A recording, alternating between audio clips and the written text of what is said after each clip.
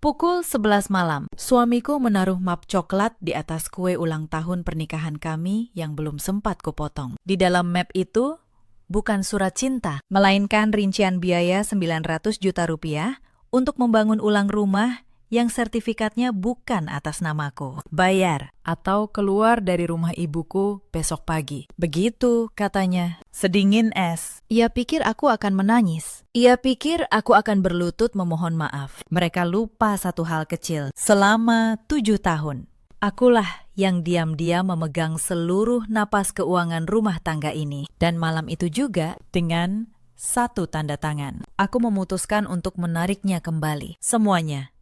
Halo, sahabat kisah. Selamat datang kembali di kanal ini.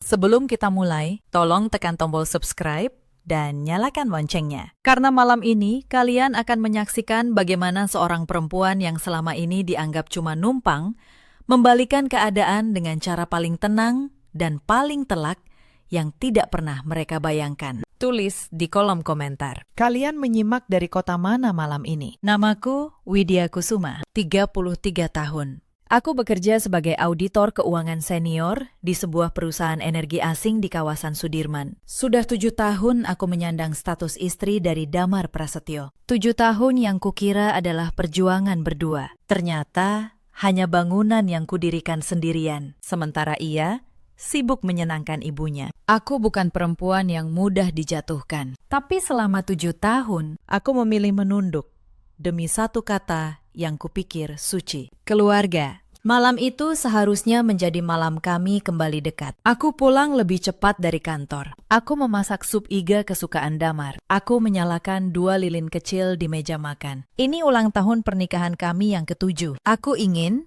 untuk 1 malam saja. Kami bicara sebagai suami istri, bukan sebagai penyewa dan pemilik rumah. Jam 9 malam, mobil Damar masuk ke garasi. Aku merapikan rambut.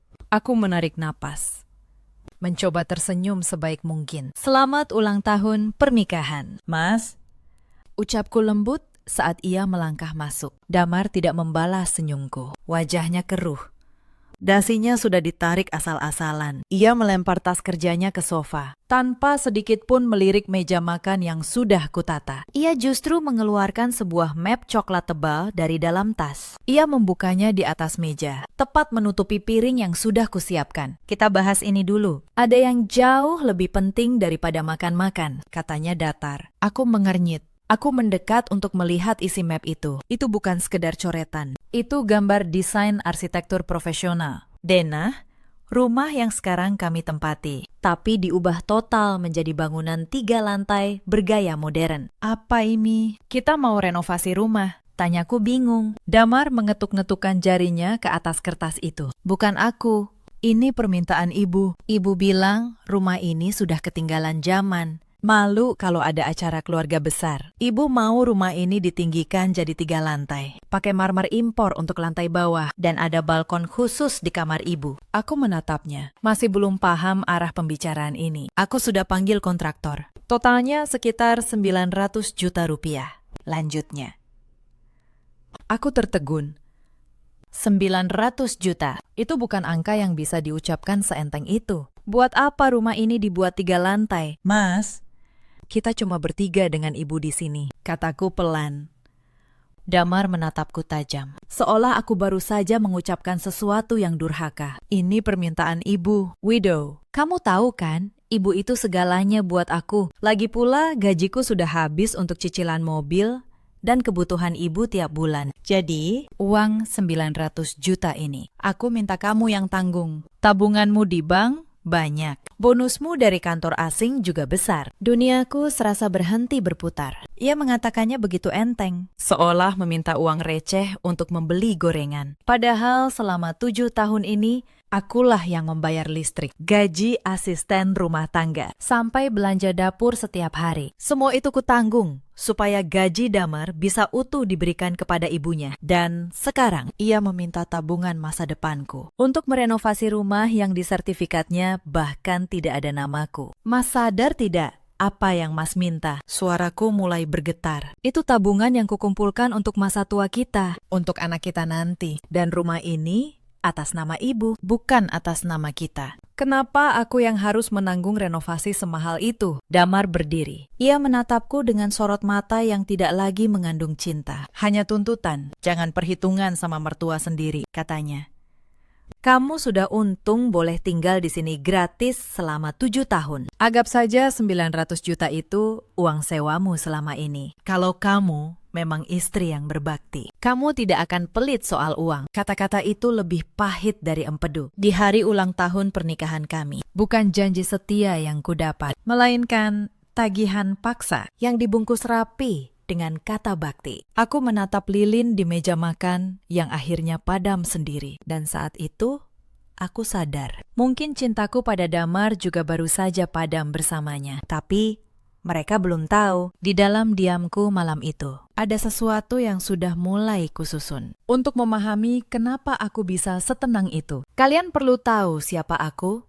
Sebelum menikah dengan Damar, aku bukan perempuan yang dibesarkan dengan kemewahan. Ayahku hanya seorang guru sekolah, ibuku penjahit. Sejak kuliah, aku membiayai diriku sendiri dengan bekerja paruh waktu dan mengambil beasiswa. Aku belajar satu prinsip sejak muda. Jangan pernah menaruh seluruh hidupmu di tangan orang lain. Selalu punya pijakanmu sendiri. Prinsip itulah yang membuatku, bahkan setelah menikah, tetap diam-diam menabung dan berinvestasi. Bukan karena aku tidak percaya pada Damar, tapi karena ibuku pernah berpesan, seorang perempuan harus selalu punya tabungan yang hanya diketahui olehnya sendiri untuk berjaga-jaga. Untuk hari ketika ia harus berdiri sendiri. Waktu itu, aku menganggap pesan ibuku terlalu pesimis. Kini, aku tahu. Itu adalah nasihat paling berharga yang pernah kudengar. Aku mengenal Damar 7 tahun lalu, saat ia masih seorang staf biasa di sebuah kantor. Ia sopan, perhatian,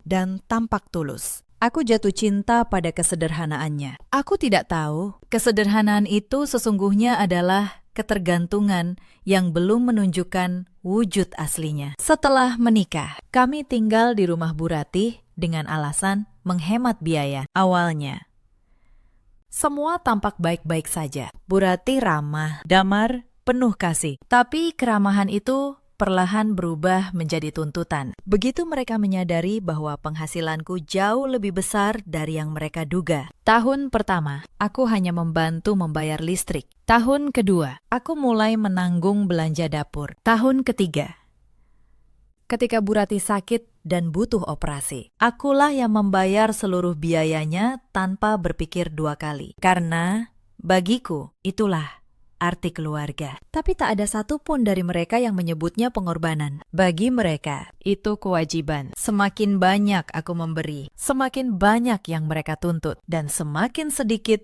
yang mereka hargai. Retakan pertama muncul 2 tahun lalu. Saat itu, aku baru saja mendapat promosi besar. Alih-alih ikut bahagia, Damar justru berubah dingin. Malamnya, ia berkata, "Jangan sombong karena gajimu naik. Di keluarga ini, laki-laki tetap kepala rumah tangga." Sejak saat itu, aku sadar ada yang salah. Tapi, aku memilih menutup mata. Aku pikir mungkin ini hanya fase. Mungkin kalau aku lebih sabar, lebih banyak memberi, semuanya akan membaik. Aku salah. Kesabaran yang kuberikan pada orang yang salah hanya membuat mereka semakin berani menginjak. Malam ulang tahun pernikahan itu hanyalah puncak dari retakan yang sudah lama menganga. Malam setelah pertengkaran itu, suasana rumah menjadi mencekam. Damar tidak menyentuh masakanku sama sekali. Ia memilih tidur di kamar ibunya, Bu Ratih.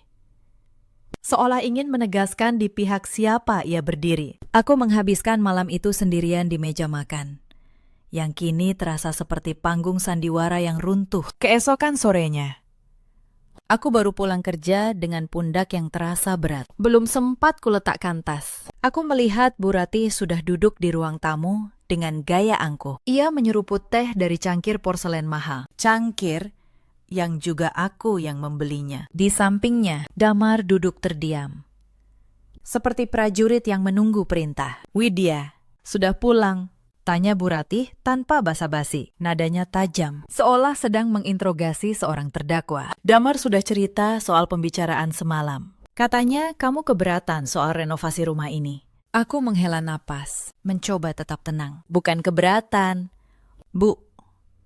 Tapi 900 juta itu uang yang sangat besar. Dan tabungan itu untuk masa depan kami. Bu Ratih tertawa sinis. Tawa yang merendahkan. Masa depan apa? Anak saja belum ada. Kamu jangan egois, Widya. Rumah ini martabat keluarga. Apa kamu tidak malu kalau saudara-saudara Damar datang dan melihat rumah begini-begini saja? Sementara kamu kerja di perusahaan asing. Gaya hidupmu kelas atas. Tapi untuk mertua sendiri, pelitnya luar biasa. Tapi Bu, ini bukan soal pelit. Ini soal keadilan. Jawabku menahan sesak. Selama ini saya yang menanggung semua biaya operasional rumah ini. Karena gaji Mas Damar. Bu Ratih memotong kalimatku dengan gebrakan meja yang membuat cangkirnya berdenting keras. Kamu harus sadar posisi. Rumah ini atas nama Ibu. Sertifikatnya tertulis nama Ratih Wijaya. Kamu di sini itu cuma numpang. Statusmu tidak lebih dari tamu yang kebetulan menikah dengan anak ibu. Aku menoleh ke arah Damar, mencari pembelaan. Satu kata saja, namun suamiku justru membuang muka. Widya, dengar kata ibu, ucapnya akhirnya. Ibu benar. Kalau kamu tidak mau kontribusi untuk rumah ini, artinya kamu tidak menghargai kami. Ibu sudah baik hati mengizinkan kamu tinggal di sini tanpa bayar sewa sepeser pun selama 7 tahun. Dadaku terasa sesak luar biasa. Jadi selama 7 tahun aku banting tulang membayar semua tagihan. Mengisi kulkas mereka. Memastikan mereka tidur nyaman dengan pendingin ruangan yang rutin ku servis. Semua itu dianggap numpang. Bu Ratih berdiri. Ia melangkah mendekatiku hingga jarak kami hanya beberapa senti. Aroma parfum mahalnya, yang juga hadiah dariku 2 tahun lalu, tercium menyengat. Ibu kasih kamu waktu 1 minggu, desisnya. Pikirkan baik-baik. Kalau kamu tetap keras kepala, tidak mau mengeluarkan uang 900 juta itu, silahkan angkat kaki. Ibu bisa carikan Damar istri lain yang lebih kaya, lebih terhormat, dan tahu cara berbakti pada mertua. Setelah kalimat berbisa itu, Bu Ratih melenggang ke kamarnya. Damar hanya menatapku sekilas dengan tatapan dingin, lalu mengikuti ibunya. Aku berdiri mematung di tengah ruang tamu. Air mata yang sejak tadi kutahan akhirnya jatuh. Bukan karena takut diusir, tapi karena aku baru sadar selama 7 tahun ini, aku tidak sedang membangun rumah tangga. Aku hanya sedang memberi makan 2 orang yang menganggap diri mereka raja. Baiklah, bisikku pelan pada kesunyian rumah itu. Kalau aku memang cuma numpang, aku akan pergi seperti tamu. Tapi jangan harap aku pergi dengan tangan kosong. Menurut kalian, kalau kalian ada di posisiku malam itu, apa yang akan kalian lakukan? Tulis di komentar. Aku ingin tahu. Keesokan harinya, tekanan itu bertambah. Adik Damar, namanya Sinta, datang berkunjung. Ia adik ipar yang selama ini paling sering menikmati hasil kerja kerasku, tapi tak pernah sekalipun berterima kasih. Sinta masuk tanpa mengetuk, langsung duduk di sofa yang kubeli, sambil membuka kulkas yang kuisi. Ia mengunyah kue sambil menatapku dengan pandangan meremehkan. Mbak Widya, aku dengar dari ibu, katanya Mbak keberatan soal renovasi ya, katanya sambil terkekeh. Aduh, Mbak, malu-maluin. Punya suami kayak Mas Damar. Harusnya bersyukur. Rumah ini kan warisan keluarga kami. Mbak cuma orang luar yang beruntung masuk ke sini. Aku menatapnya. Kata orang luar itu diucapkan dengan begitu ringan. Seolah 7 tahun hidupku di rumah ini tak berarti apa-apa. Sinta, jawabku pelan. Kalau ini warisan keluarga kalian, kenapa yang membayar semua tagihannya selama ini justru si orang luar? Wajah Sinta berubah. Ia tak menyangka aku akan menjawab. Selama ini aku selalu diam. Ih, Mbak ini ngajak berantem ya, katanya ketus. Pokoknya kalau Mbak nggak mau bayar renovasi, mending Mbak keluar aja, biar Mas Damar cari istri yang lebih tahu diri. Aku tidak membalas. Aku hanya tersenyum tipis dan berjalan ke kamar. Membiarkan Sinta berbicara sendiri di ruang tamu yang seluruh isinya kubeli dengan keringatku. Mereka pikir diamku adalah tanda kekalahan. Padahal aku sedang menghemat suaraku untuk hari yang tepat. Malam itu, aku pulang dan menemukan pintu kamarku terbuka. Lemari pakaianku berantakan. Laci meja riasku terbuka lebar. Seseorang telah menggeledah kamarku. Bu Ratih berdiri di ambang pintu, tanpa rasa bersalah sedikit pun. Aku cari buku tabunganmu, katanya terus terang. Ibu tahu kamu simpan uang banyak?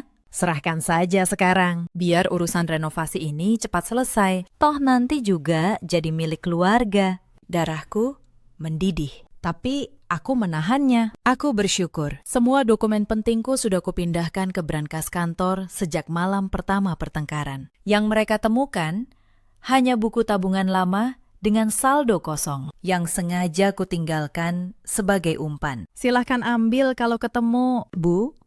Jawabku tenang. Bu Ratih tampak kesal karena tak menemukan apapun. Ia pergi sambil membanting pintu. Ia tidak tahu, tindakannya menggeledah kamarku itu justru menjadi satu bukti lagi yang kucatat rapi. Bukti tentang siapa mereka sebenarnya. Aku duduk di tepi ranjang, memandang kamar yang berantakan. Mereka baru saja menggeledah privasiku. Tapi mereka lupa, aku sudah lebih dulu menggeledah seluruh sejarah keuangan pernikahan ini. Beberapa hari kemudian, di jam istirahat kantor, aku menemui pengacara yang kuhubungi malam itu. Namanya Bu Ratna, seorang pengacara keluarga yang tenang dan tajam. Aku menyerahkan seluruh berkas, kwitansi, mutasi rekening, foto denah renovasi, hingga rekaman percakapan saat mereka menyuruhku angkat kaki, yang tanpa sengaja terekam ponselku. Bu Ratna membaca semuanya dengan saksama. Lalu ia menatapku. Ibu Widya,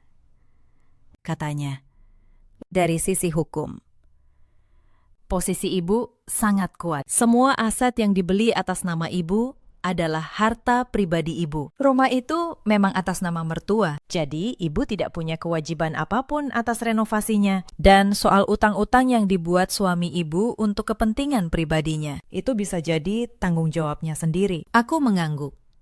Untuk pertama kalinya dalam berminggu-minggu, aku merasa punya pijakan yang kokoh. Yang perlu ibu lakukan sekarang, lanjut Bu Ratna, adalah tetap tenang. Jangan menyerahkan uang sepeser pun. Biarkan mereka menunjukkan siapa diri mereka. Sisanya, biar dokumen yang berbicara. Aku keluar dari kantornya dengan langkah yang lebih ringan. Aku tahu, aku tidak lagi berjalan sendirian dalam kegelapan. Aku berjalan dengan hukum, dan dengan setiap rupiah yang pernah kukorbankan, kini berdiri sebagai saksi di pihakku. Jam dinding di ruang tengah berdentang 2 kali. Suaranya bergema di rumah yang terasa semakin asing. Di kamar sebelah, aku bisa mendengar dengkur halus Damar. Ia tidur dengan tenang, seolah beban 900 juta yang ia timpakan padaku sore tadi hanyalah angin lalu. Di kamar utama, mungkin Bu Ratih sedang bermimpi tentang lantai marmer dan balkon megah yang ia tuntut dariku. Sementara aku duduk bersimpuh di sudut kamar yang gelap, hanya diterangi cahaya biru pucat dari layar laptop. Jari-jariku terasa dingin saat mulai membuka folder berlabel keuangan rumah tangga. Folder yang selama 7 tahun kujaga rapi, namun tak pernah sekalipun dilirik oleh Damar.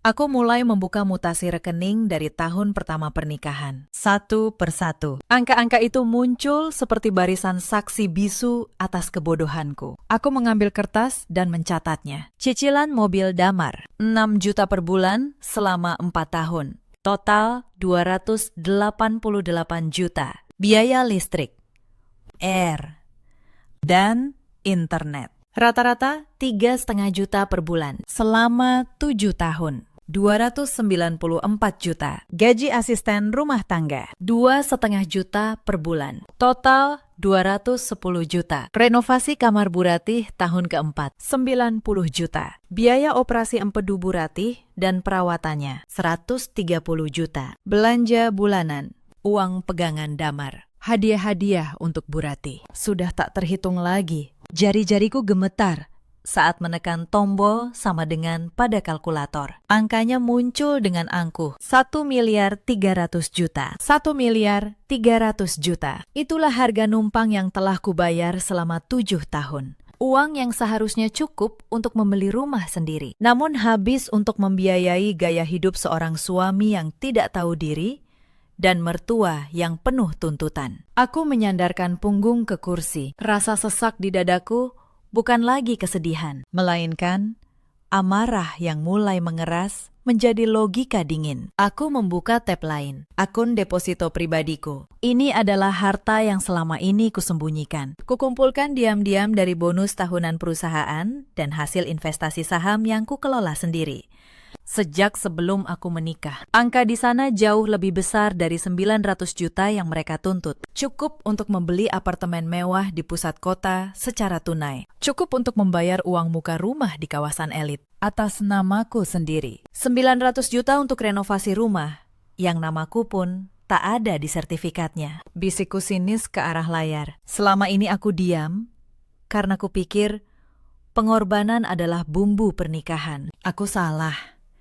Pengorbanan tanpa penghargaan hanyalah eksploitasi. Mereka menganggap kelembutanku sebagai kelemahan dan diamku sebagai persetujuan untuk terus diperah. Malam itu, di bawah cahaya redup laptop, aku mengambil keputusan besar. Aku tidak akan mengeluarkan 1 rupiah pun lagi untuk mereka. Tidak untuk marmer, tidak untuk semen, bahkan tidak untuk sebutir baut di rumah itu. Dengan tangan yang mulai tenang, aku mengetik pesan kepada seorang teman lama yang bekerja sebagai agen properti. Carikan aku apartemen siap huni, 2 kamar, di kawasan selatan. Aku butuh pindah dalam 3 hari. Lalu, aku mengirim surat kepada seorang pengacara keluarga. Isinya singkat namun tegas. Aku ingin berkonsultasi mengenai prosedur gugatan cerai dan pemisahan harta, termasuk cara menarik kembali seluruh aset yang kubeli dengan kwitansi atas namaku sendiri. Aku menutup laptop dengan bunyi klik yang mantap. Luka di hatiku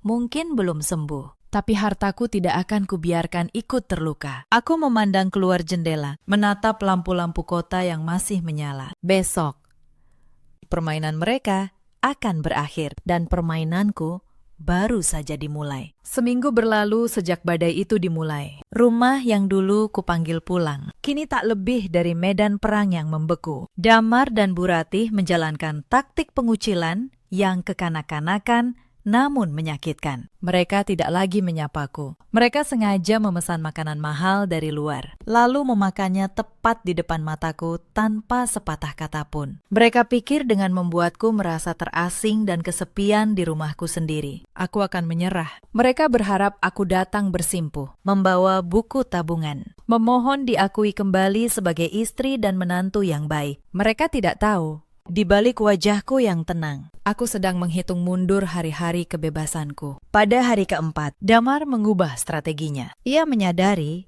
bahwa membentak tidak berhasil. Jadi, ia mencoba cara lain. Malam itu, ia mengetuk pintu kamarku dengan lembut. Ia masuk, membawa 2 cangkir teh, lalu duduk di tepi ranjang dengan senyum yang dulu pernah membuatku jatuh cinta. "Widow, maafkan aku ya. Aku terlalu kasar," katanya pelan. "Aku cuma bingung." Ibu terus menekanku. "Kamu tahu kan, aku sayang kamu. Kita ini tim, kan?" Untuk sesaat, hatiku hampir luluh. Inilah Damar yang dulu ku kenal. Tapi kemudian ia melanjutkan, "Makanya, bantu aku sekali ini saja. Keluarkan uang untuk renovasi. Anggap ini bukti cintamu padaku dan ibu. Nanti kalau rumah sudah jadi, 3 lantai, aku janji akan urus supaya namamu dimasukkan ke sertifikat. Percaya sama aku." Dan di sanalah topengnya terjatuh. Bahkan dalam permintaan maafnya, yang ia pikirkan tetap 900 juta itu. Aku menatapnya. "Mas, kalau kamu benar sayang aku, kamu tidak akan menaruh harga pada cinta itu. Kamu menyebut kita tim, tapi tim macam apa yang satu bekerja dan yang lain hanya menagih?" Senyum Damar memudar. Ia meletakkan cangkir teh itu dengan kasar, sampai airnya tumpah. "Ya sudah, terserah kamu," katanya. Nada lembutnya lenyap seketika. "Aku sudah coba baik-baik. Kalau kamu tetap keras kepala, jangan salahkan aku nanti." Ia keluar dari kamar, membanting pintu. Aku menatap 2 cangkir teh yang tak tersentuh itu. Bahkan permintaan maafnya pun ternyata hanya alat tawar-menawar. Malam itu, aku tidak menangis lagi. Aku hanya membuka laptop dan memastikan semua persiapanku sudah rapi. Truk pindahan, dokumen, pengacara, Semuanya siap. Aku tinggal menunggu hari mereka pergi. Aku membuat daftar terperinci setiap barang di rumah itu. Kolom demi kolom. Nama barang, tanggal pembelian, nomor kwitansi, dan sumber dana. Aku bekerja seperti saat mengaudit laporan keuangan perusahaan. Teliti, dingin, tanpa celah. 7 tahun profesiku sebagai auditor akhirnya berguna untuk menyelamatkan hidupku sendiri. Aku juga menyalin seluruh dokumen ke 3 tempat berbeda. Brankas kantor, penyimpanan awan, dan sebuah map fisik yang kutitipkan pada pengacaraku. Aku tidak mau ada satupun bukti yang bisa mereka hilangkan atau bantah. Ketika akhirnya aku menutup laptop malam itu, aku merasakan sesuatu yang sudah lama hilang. Ketenangan. Aku tidak lagi takut. Karena untuk pertama kalinya, aku tahu persis apa yang akan kulakukan. Dan aku tahu, aku benar. Pagi itu, saat aku baru melangkah keluar kamar dengan pakaian kerja, Damar sudah menghadang di lorong. Matanya merah. Sepertinya ia stres karena terus ditagih kontraktor yang sudah ia janjikan dana. Mana uangnya? Widow. Bentaknya tanpa salam. Kontraktor menelpon terus dari pagi. Mereka mau uang muka hari ini juga untuk pesan material marmer itu. Jangan bikin aku malu. Aku berhenti melangkah, menatap lurus ke matanya yang kini asing. Aku tidak akan membayar sepeser pun. Sudah kukatakan berulang kali sejak minggu lalu. Jawabku sedatar mungkin, seolah membicarakan cuaca. Rumah ini milik ibu, bukan milikku. Logikanya sederhana. Pemilik properti yang bertanggung jawab atas renovasinya, bukan tamu yang cuma numpang. Mendengar kata numpang yang kukembalikan padanya, wajah Damar mengeras sebelum ia sempat membalas. Pintu kamar utama terbuka kasar. Bu Rati keluar dengan wajah merah menahan murka. Kurang ajar kamu, Widya. Benar-benar tidak tahu diuntung, teriaknya sambil menunjuk-nunjuk wajahku. Kamu pikir kamu siapa di sini? Berani-beraninya menantang ibu. Selama ini, ibu sudah kasih kamu muka. Tapi sekarang, kamu menginjak-injak harga diri keluarga ini hanya karena uang. Aku menarik napas panjang, menjaga detak jantungku tetap stabil. Ini bukan soal menantang, Bu. Ini soal prinsip. Saya sudah mengeluarkan lebih dari 1 miliar selama 7 tahun untuk rumah ini. Rasanya itu sudah lebih dari cukup untuk membayar biaya numpang yang ibu maksud. 1 miliar. Jangan sok suci. Itu memang kewajibanmu sebagai istri. Bu Rati berteriak histeris, lalu menoleh pada Damar. Damar, lihat istrimu ini. Sudah berani menghitung-hitung kebaikannya. Tunggu apa lagi? Ceraikan dia sekarang. Ibu tidak butuh menantu perhitungan seperti dia. Ibu bisa carikan kamu wanita yang tahu cara memperlakukan mertua seperti ratu. Damar menatapku dengan sorot penuh kebencian. Kamu dengar sendiri kan? Kamu yang memilih jalan ini. Kalau kamu tetap keras kepala, silahkan pergi dari rumah ini besok pagi. Angkat kaki sekarang juga. Ia melangkah maju, mempersempit jarak untuk mengintimidasiku. Dan ingat satu hal, bawa bajumu saja dalam koper. Jangan harap kamu bisa membawa barang lain dari sini. Semua yang ada di rumah ini milik ibu. Aku menatap mereka bergantian. Bu Ratih yang puas dengan keberpihakan anaknya. Damar yang merasa telah memenangkan pertempuran. Mereka pikir aku akan menangis atau bersujud di kaki mereka. Tidak. Aku justru tersenyum tipis. Sebuah senyum yang tidak mereka pahami maknanya. Senyum seorang perempuan yang sudah menyiapkan langkah terakhirnya. Baiklah, kalau itu mau kalian. Ucapku hampir berbisik. Aku akan pergi besok pagi. Dan tenang saja. Aku hanya akan membawa apa yang memang menjadi hakku. Aku berlalu melewati mereka. Meninggalkan 2 orang yang masih merasa di atas angin. Tanpa tahu bahwa besok istana sombong mereka akan berubah menjadi ruang kosong yang hampa. Sore itu, sebelum hari penentuan, Bu Rati mengadakan arisan dadakan dengan para tetangga dan kerabat. Aku mendengar suaranya dari kamar atas, membanggakan rencana renovasinya dengan lantang. Sebentar lagi, rumah ini jadi 3 lantai. Katanya penuh gengsi. Pakai marmer impor semua. Menantu saya yang bayar. Dia kan kerja di perusahaan asing. Uangnya banyak.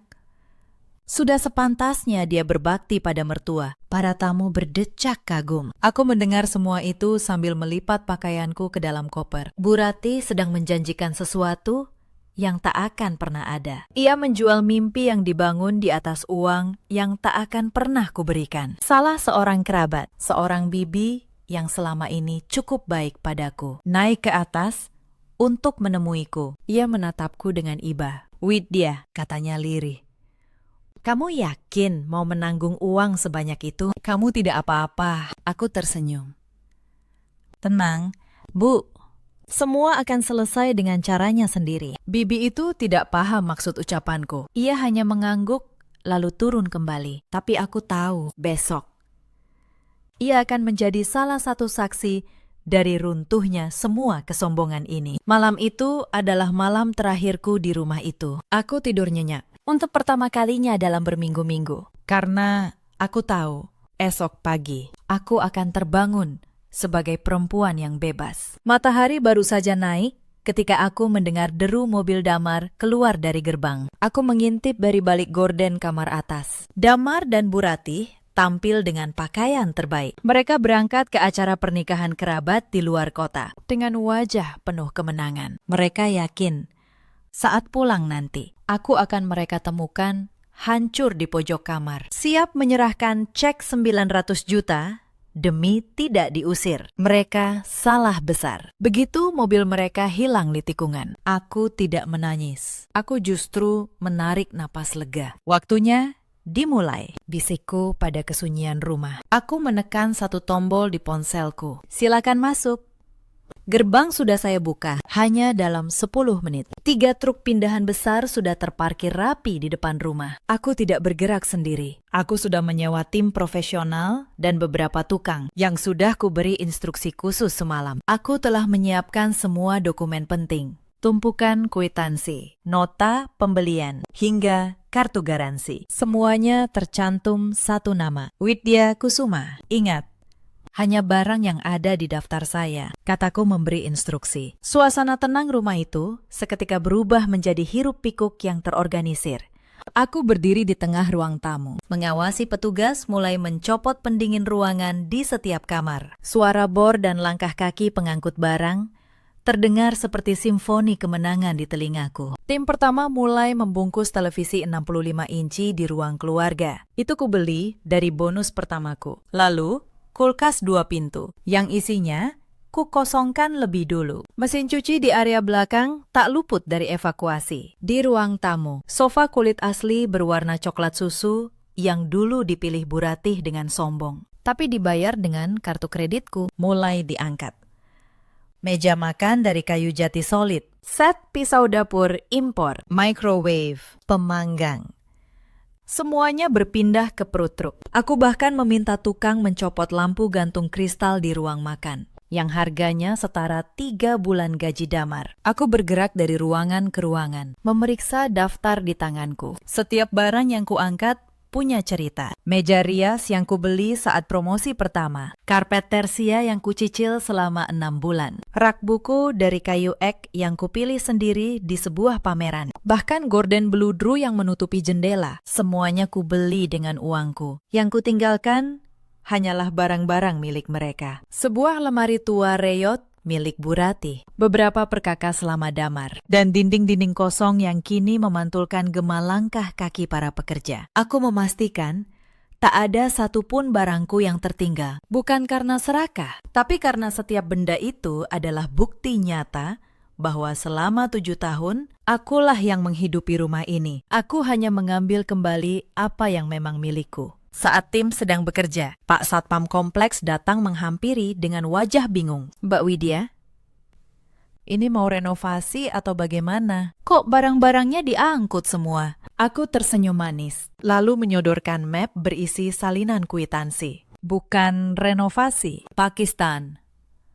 Saya pindah rumah. Ini kwitansi pembeliannya. Semua atas nama saya pribadi. Saya hanya membawa barang milik saya, supaya tidak merepotkan ibu mertua ke depannya." Pak Satpam mengangguk-angguk paham setelah melihat dokumen resmiku. Ia tahu betul selama ini siapa yang paling sering menerima paket dan membayar iuran keamanan di rumah ini. 2 jam berlalu.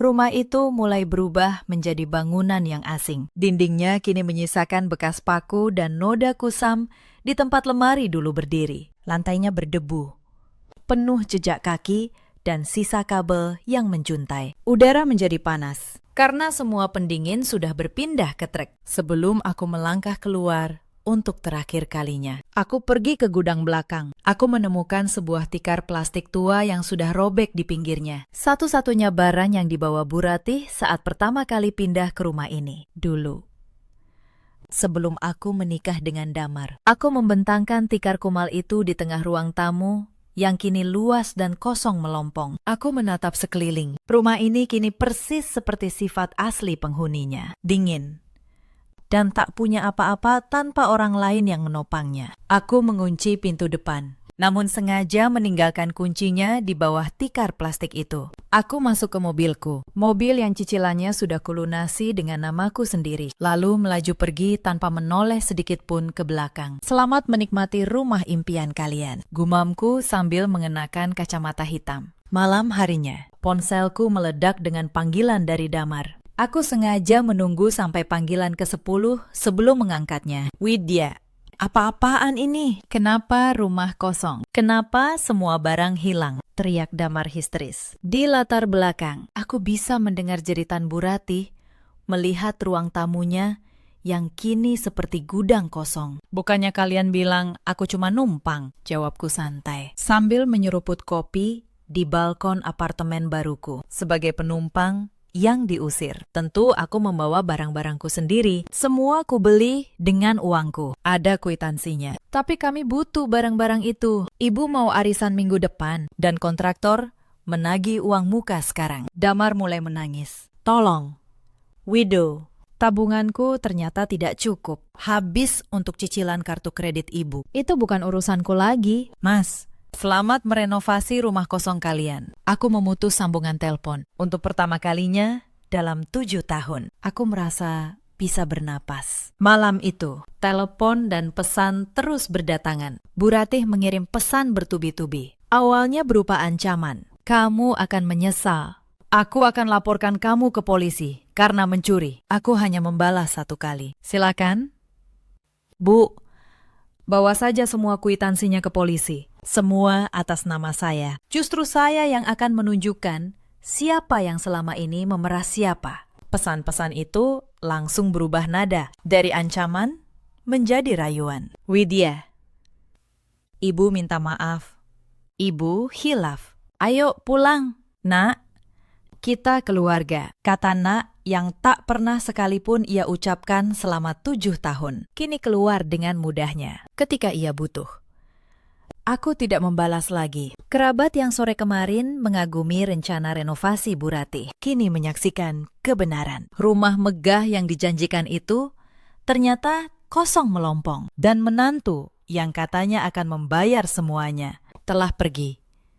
Kabar itu menyebar cepat. Kesombongan yang Bu Ratih bangun selama bertahun-tahun runtuh dalam 1 sore. Tapi aku tahu, membawa pergi barang-barang saja belum cukup. Mereka masih menganggapku istri yang bisa dipanggil pulang kapan saja. Aku harus memutus ikatan itu secara resmi. Dan aku sudah menyiapkan surat untuk itu. 3 hari kemudian, Damar datang ke kantorku. Wajahnya kusut, matanya cekung. Ia membawa serangkaian ekspresi yang selama 7 tahun tak pernah kulihat. Ketakutan. Ia menungguku di lobi. Begitu melihatku, ia langsung menghampiri. Widya, kita bicara. Aku minta maaf. Ibu juga menyesal. Ayo pulang. Kita bisa perbaiki semua ini, katanya. Cepat. Mencoba menggenggam tanganku. Aku menarik tanganku pelan. Aku menyodorkan sebuah map putih. Apa ini? Tanyanya. Gugatan cerai dan permohonan pemisahan harta. Jawabku tenang. Aku sudah menandatanganinya. Pengacaraku yang akan mengurus sisanya. Wajah Damar pucat pasi. Widow, jangan berlebihan. Ini cuma soal renovasi. Kita keluarga. Keluarga. Aku menatapnya. Mas, malam ulang tahun pernikahan kita, kamu menaruh tagihan 900 juta di atas kepalaku dan menyuruhku angkat kaki. Ibumu bilang, Aku cuma tamu. Kalian berdua yang lebih dulu memutuskan. Aku bukan keluarga. Aku hanya menuliskannya di atas kertas. Tapi harta kita, Damar tergagap. Harta kita, ulangku pelan. Menarik sekali. Kamu baru menyebut kata kita sekarang. Selama 7 tahun, semua yang kubayar adalah tanggung jawabku. Semua yang kamu simpan adalah milikmu sekarang. Silakan hitung. Mana harta bersama kita yang sesungguhnya? Pengacaraku sudah menyiapkan seluruh mutasi rekening 7 tahun. Kalau kamu mau adil, kita hitung semuanya di pengadilan. Damar terdiam. Ia tahu, angka itu akan berbicara melawannya. Kamu tega, bisiknya. Tidak. Mas, aku hanya berhenti membiarkan kalian tega padaku, jawabku. Aku berbalik dan kembali ke ruanganku, meninggalkannya berdiri di lobi dengan map putih di tangan. Setelah pertemuan di lobi itu, Damar dan ibunya panik. Mereka mencoba segala cara. Bu Rati menghubungi seluruh kerabat, mencoba menggalang simpati, menceritakan versinya bahwa aku adalah menantu durhaka yang mencuri harta keluarga. Tapi cerita itu tak laku. Karena para kerabat sudah melihat sendiri rumah kosong itu. Dan beberapa dari mereka yang selama ini diam-diam menyaksikan, mulai bicara. Mereka tahu siapa yang selama ini membayar semua kebutuhan rumah itu. Mereka tahu siapa yang membiayai operasi Bu Ratih dulu. Damar mencoba meminjam uang ke sana kemari untuk membayar uang muka kontraktor yang sudah terlanjur memesan material. Tapi tak seorang pun mau meminjaminya. Reputasinya sebagai laki-laki yang hidup dari uang istri sudah menyebar. Bahkan, sahabat-sahabatnya menjaga jarak. Persidangan berjalan seperti yang sudah kuduga. Ketika pengacaraku memaparkan seluruh bukti, kwitansi, mutasi rekening, dan catatan pengeluaran selama 7 tahun. Tidak ada satupun argumen yang bisa mereka ajukan. Damar mencoba berkelit, mengatakan bahwa semua itu adalah harta bersama. Tapi Bu Ratna, pengacaraku, dengan tenang menunjukkan bahwa setiap aset tercatat atas namaku, dibeli dari rekeningku, dengan penghasilanku. Sementara Damar tak bisa menunjukkan satu pun kontribusi finansial yang berarti selama 7 tahun. Hakim mendengarkan semuanya dengan saksama, dan keputusannya jelas. Semua aset yang kubeli dengan namaku tetap menjadi milikku. Damar bahkan diwajibkan menyelesaikan sisa utang bersama yang selama ini ia sembunyikan, termasuk tunggakan kartu kredit ibunya yang ternyata sudah menumpuk menjadi ratusan juta. Rumah 3 lantai impian Bu Ratih tak pernah selesai dibangun. Kontraktor menuntut ganti rugi karena material sudah dipesan. Untuk membayarnya, Bu Ratih terpaksa menggadaikan sertifikat rumah yang selama ini ia banggakan. Rumah yang ia pakai untuk merendahkanku, kini menjadi jaminan utang yang mencekik lehernya sendiri. Aku mendengar kabar itu dari kerabat. Tapi aku tidak merasakan kepuasan seperti yang kubayangkan. Aku hanya merasa lega, seperti orang yang akhirnya meletakkan beban yang terlalu lama di panggulnya. 6 bulan kemudian, aku sudah menempati rumahku sendiri. Rumah kecil di kawasan yang tenang, dengan taman mungil dan dapur yang menghadap ke timur. Setiap pagi, matahari masuk lewat jendela dapur, menerangi meja tempat aku sarapan sendirian. Dan anehnya, sarapan sendirian itu terasa jauh lebih hangat daripada 7 tahun makan di meja penuh orang yang tak pernah menghargaiku. Karirku pun menanjak.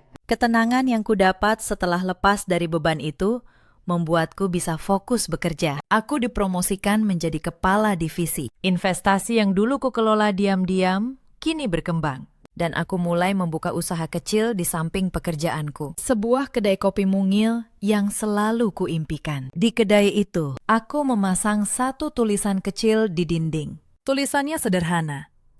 Bunga tidak perlu meminta izin untuk mekar setiap kali membacanya. Aku teringat pada perempuan yang dulu duduk bersimpuh di sudut kamar gelap, menghitung setiap rupiah yang telah ia korbankan. Dan aku bersyukur, perempuan itu akhirnya memilih untuk berdiri. Aku menemukan keluarga baru, bukan keluarga dari darah, melainkan dari orang-orang yang tulus, teman-teman yang mendukungku, rekan kerja yang menghargaiku, dan yang terpenting, aku menemukan kembali diriku sendiri, yang selama 7 tahun kubiarkan tenggelam demi menyenangkan orang lain. Suatu sore, seorang teman lama bertanya padaku, apakah aku tidak menyesal? Apakah aku tidak merasa terlalu keras pada Damar dan ibunya? Aku menggeleng pelan. Aku sempat berpikir untuk membalas mereka lebih jauh. Aku bisa saja membiarkan utang itu menghancurkan mereka sepenuhnya, mempermalukan mereka di depan seluruh keluarga besar. Tapi aku memilih tidak. Bukan karena aku takut, tapi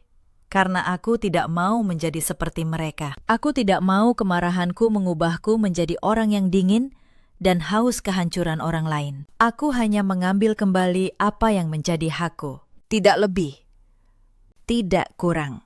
Ketika Bu Ratih jatuh sakit beberapa bulan setelahnya, dan tak ada lagi uangku yang mengalir untuk perawatannya, aku sempat mengirim sejumlah uang lewat kerabat, bukan untuk Damar, dan bukan untuk minta pengakuan, hanya karena aku tak ingin menyimpan dendam yang akan membusuk di dalam diriku sendiri. Aku memberi, lalu aku melangkah pergi. Aku tidak kembali menjadi orang yang bisa mereka perah. Aku belajar satu hal berharga. Berbakti bukan berarti membiarkan diri dieksploitasi. Dan kesabaran bukanlah kelemahan. Selama kita tahu kapan harus berhenti diam. Harga diri seorang perempuan tidak bisa dibeli dengan tuduhan tidak berbakti. Dan seorang istri yang lembut bukan berarti istri yang lemah. Di luar sana, mungkin ada banyak dari kalian yang sedang merasa seperti aku dulu, menjadi tulang punggung yang tak pernah dianggap, menjadi tamu di rumah yang kalian jaga dengan seluruh tenaga. Ada juga banyak suami seperti Damar yang mengira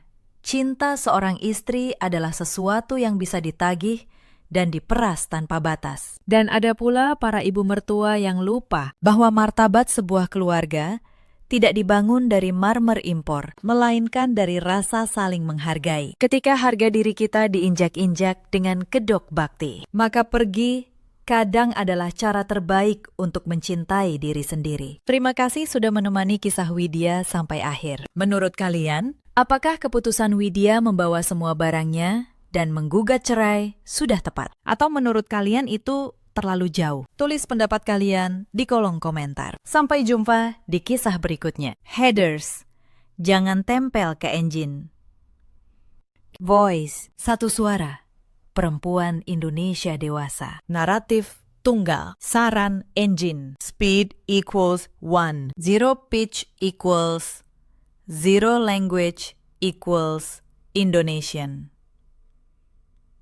Jika engine mendukung emotion global. B1 to B3 Kamsedi. B4 tense menanjak. B5 tegas dingin. B6 hangat reflektif. Atur manual.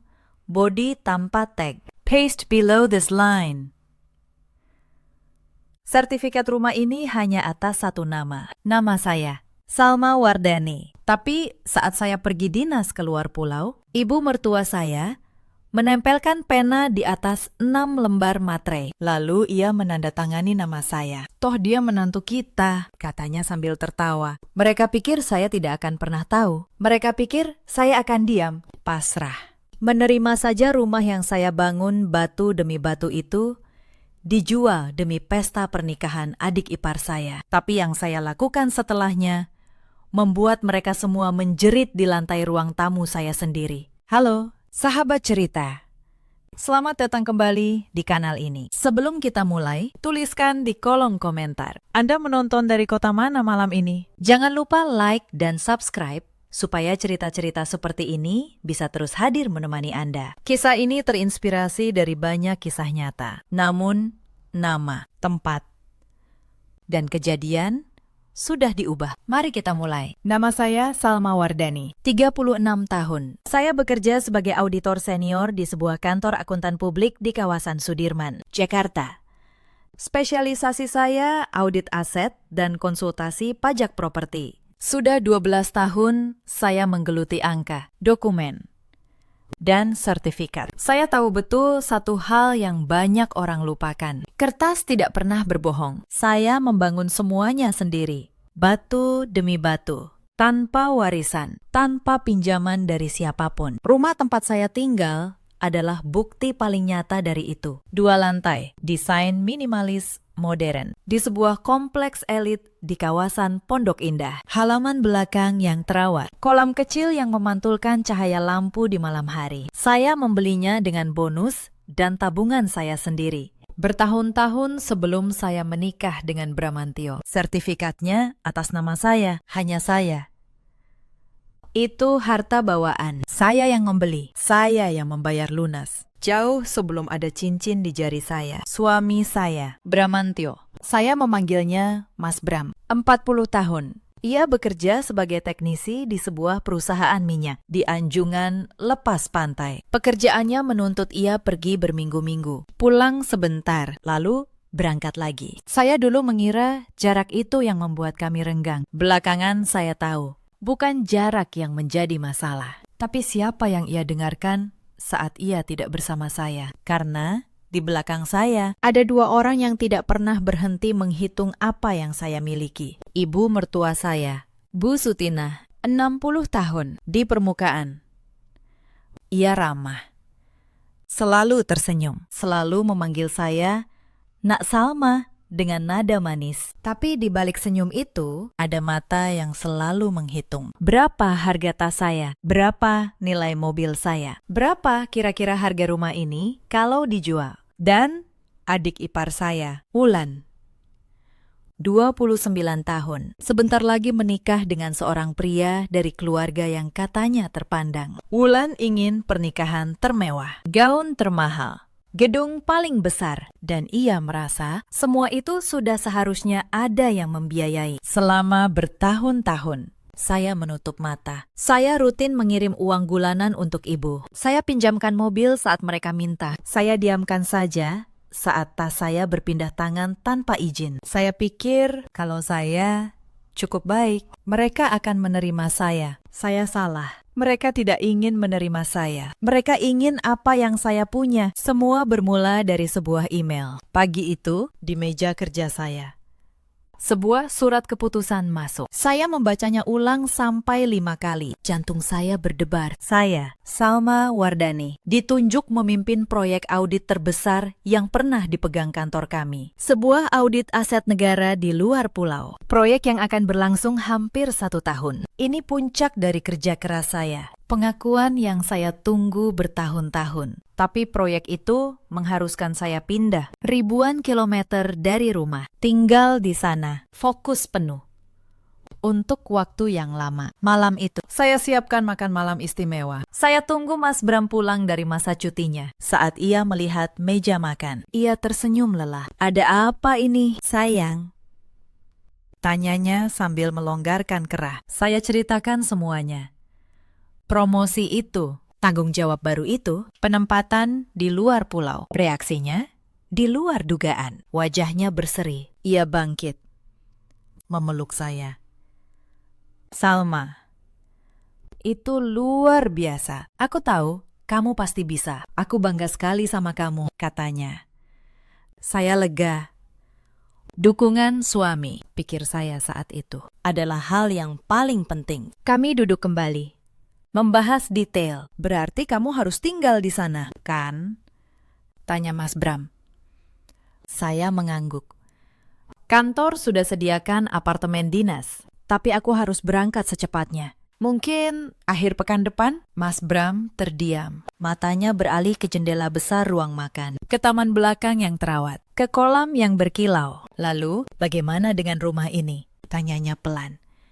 Pertanyaan itu juga sudah ada di kepala saya. Aku sudah pikirkan. Aku mau sewa jasa kebersihan profesional. Datang seminggu sekali. Dan minta satpam kompleks lebih sering patroli. Ia tampak berpikir. Lalu ia mengusulkan sesuatu yang terdengar wajar. Bagaimana kalau ibu dan Wulan saja yang sesekali menengok? Mereka bisa datang beberapa hari sekali. Nyalakan lampu.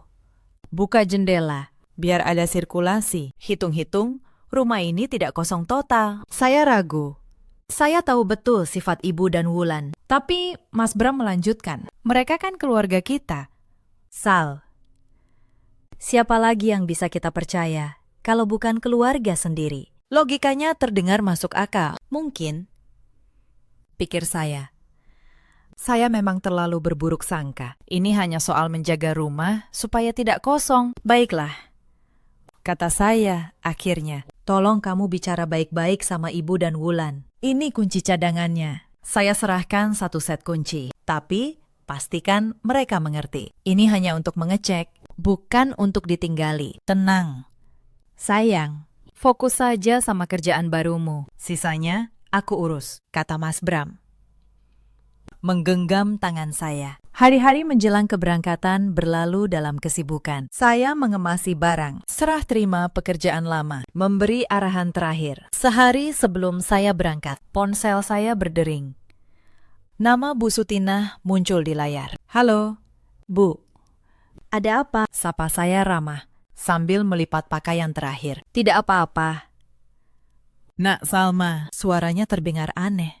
Sedikit terlalu manis. Ibu dengar dari Bram, kamu jadi berangkat besok. Selamat ya, sukses selalu. Iya. Bu, terima kasih doanya. Maaf, belum sempat mampir pamitan. Tidak apa. Ibu mengerti, orang sibuk. Ada jeda sebentar. Ibu cuma mau memastikan satu hal. Rumah itu benar-benar akan kosong, ya. Tidak ada asisten atau siapapun yang menginap. Pertanyaan itu terasa janggal. Iya, Bu. Kosong. Makanya, saya titip Mas Bram, minta tolong Ibu dan Wulan sesekali menengok. Tentu, itu sudah kewajiban kami. Menjaga aset keluarga, sahut Bu Sutinah. Cepat. Terlalu cepat, aset keluarga. Kata itu menggantung di telinga saya setelah panggilan ditutup. Rumah ini aset saya, bukan aset keluarga Bram. Mungkin saya salah dengar. Mungkin Ibu hanya keliru memilih kata. Saya usir firasat itu. Esok. Hari besar menanti. Keesokan harinya, Mas Bram mengantar saya ke bandara. Perpisahan kami hangat. Jaga diri baik-baik. Kabari aku begitu sampai, katanya. Soal rumah, jangan khawatir. Semua aman. Saya peluk suami saya. Lalu saya melangkah menuju gerbang keberangkatan. Saya menatapnya melambai. Saya bersyukur punya suami yang begitu mendukung. Saya tidak tahu, di balik senyum itu, sebuah rencana sudah dirancang. Saat saya melangkah masuk ke pesawat, saya meninggalkan rumah saya dan seluruh kepercayaan saya pada orang-orang yang seharusnya saya sebut keluarga. Minggu pertama berlalu seperti badai. Kota tempat saya bertugas terasa asing. Apartemen dinas di lantai 20 memang mewah, dengan pemandangan kota yang gemerlap. Tapi itu bukan rumah. Itu hanya tempat singgah yang steril. Tim baru menyambut saya dengan antusias sebagai pemimpin audit termuda di proyek ini. Saya harus segera menunjukkan otoritas. Rapat panjang. Kunjungan lapangan. Tumpukan dokumen. Dari subuh sampai larut. Dengan Mas Bram, saya hanya sempat bertukar pesan singkat. Selamat pagi. Selamat malam. Sudah makan. Lama-lama, bahkan itu pun berkurang. Saya kira ia sibuk di anjungan. Saya tidak curiga apa-apa. Sampai suatu malam, saat saya sedang merebahkan badan yang lelah, jari saya tanpa sengaja membuka media sosial. Dan saya melihat sesuatu yang membuat tubuh saya membeku. Sebuah unggahan dari akun Wulan. Foto ruang tamu saya, kolam saya, halaman belakang saya, dengan keterangan yang ia tulis penuh percaya diri. Sebentar lagi, semua ini jadi milik keluarga kami. Doakan ya, hidup baru segera dimulai. Jantung saya berhenti sesaat.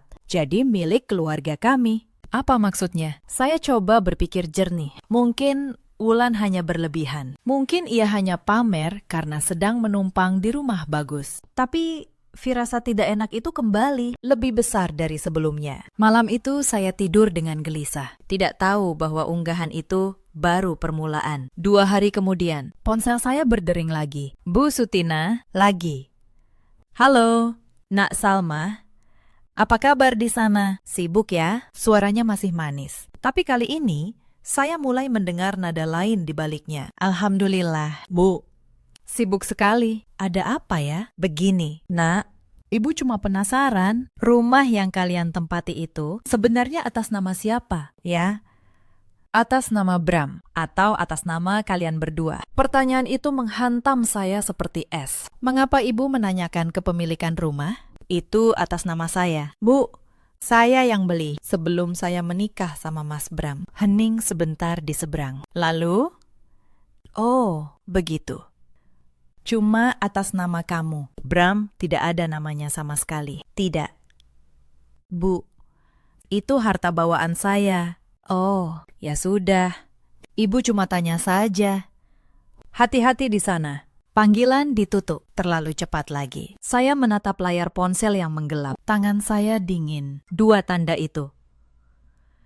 Unggahan Wulan dan pertanyaan ibu mengarah ke satu kesimpulan yang tidak ingin saya percayai. Tapi saya belum punya bukti, maka saya menunggu sambil diam-diam memeriksa. Hal pertama yang saya lakukan keesokan paginya adalah membuka aplikasi kamera keamanan rumah. Saya pasang CCTV di beberapa titik berhubung ke ponsel saya. Saya ingin melihat sendiri apa yang terjadi di rumah saya. Layar menampilkan tulisan yang membuat dada saya sesak. Perangkat tidak terhubung. Kamera mati. Semua kamera mati. Ini bukan gangguan teknis. Seseorang mematikannya dengan sengaja. Seseorang tidak ingin saya melihat apa yang sedang mereka lakukan di dalam rumah saya. Saya menelpon Mas Bram. Tidak diangkat. Pesan saya hanya dibaca. Baru malam, ia membalas. Singkat. Cece, TV-nya ngada. Sayang, nanti aku benerin pas pulang. Kamu fokus kerja aja. Ngadat. Kata itu menyangkut di tenggorokan saya. Saya tahu suami saya berbohong. Dan untuk pertama kalinya, saya merasakan sesuatu yang lebih dingin daripada kecurigaan. Saya merasakan kepastian yang menakutkan. Bahwa orang yang tidur di samping saya selama ini berdiri di pihak yang berlawanan. Tapi saya tidak menangis. Saya auditor. Saat angka tidak cocok, saya tidak panik. Saya menelusuri.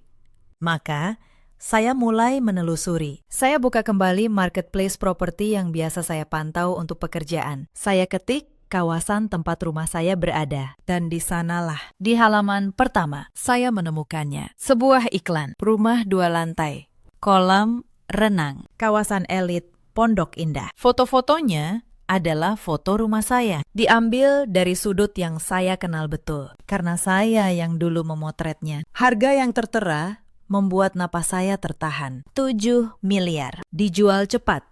Butuh dana mendesak. Hubungi pemilik langsung. Pemilik langsung.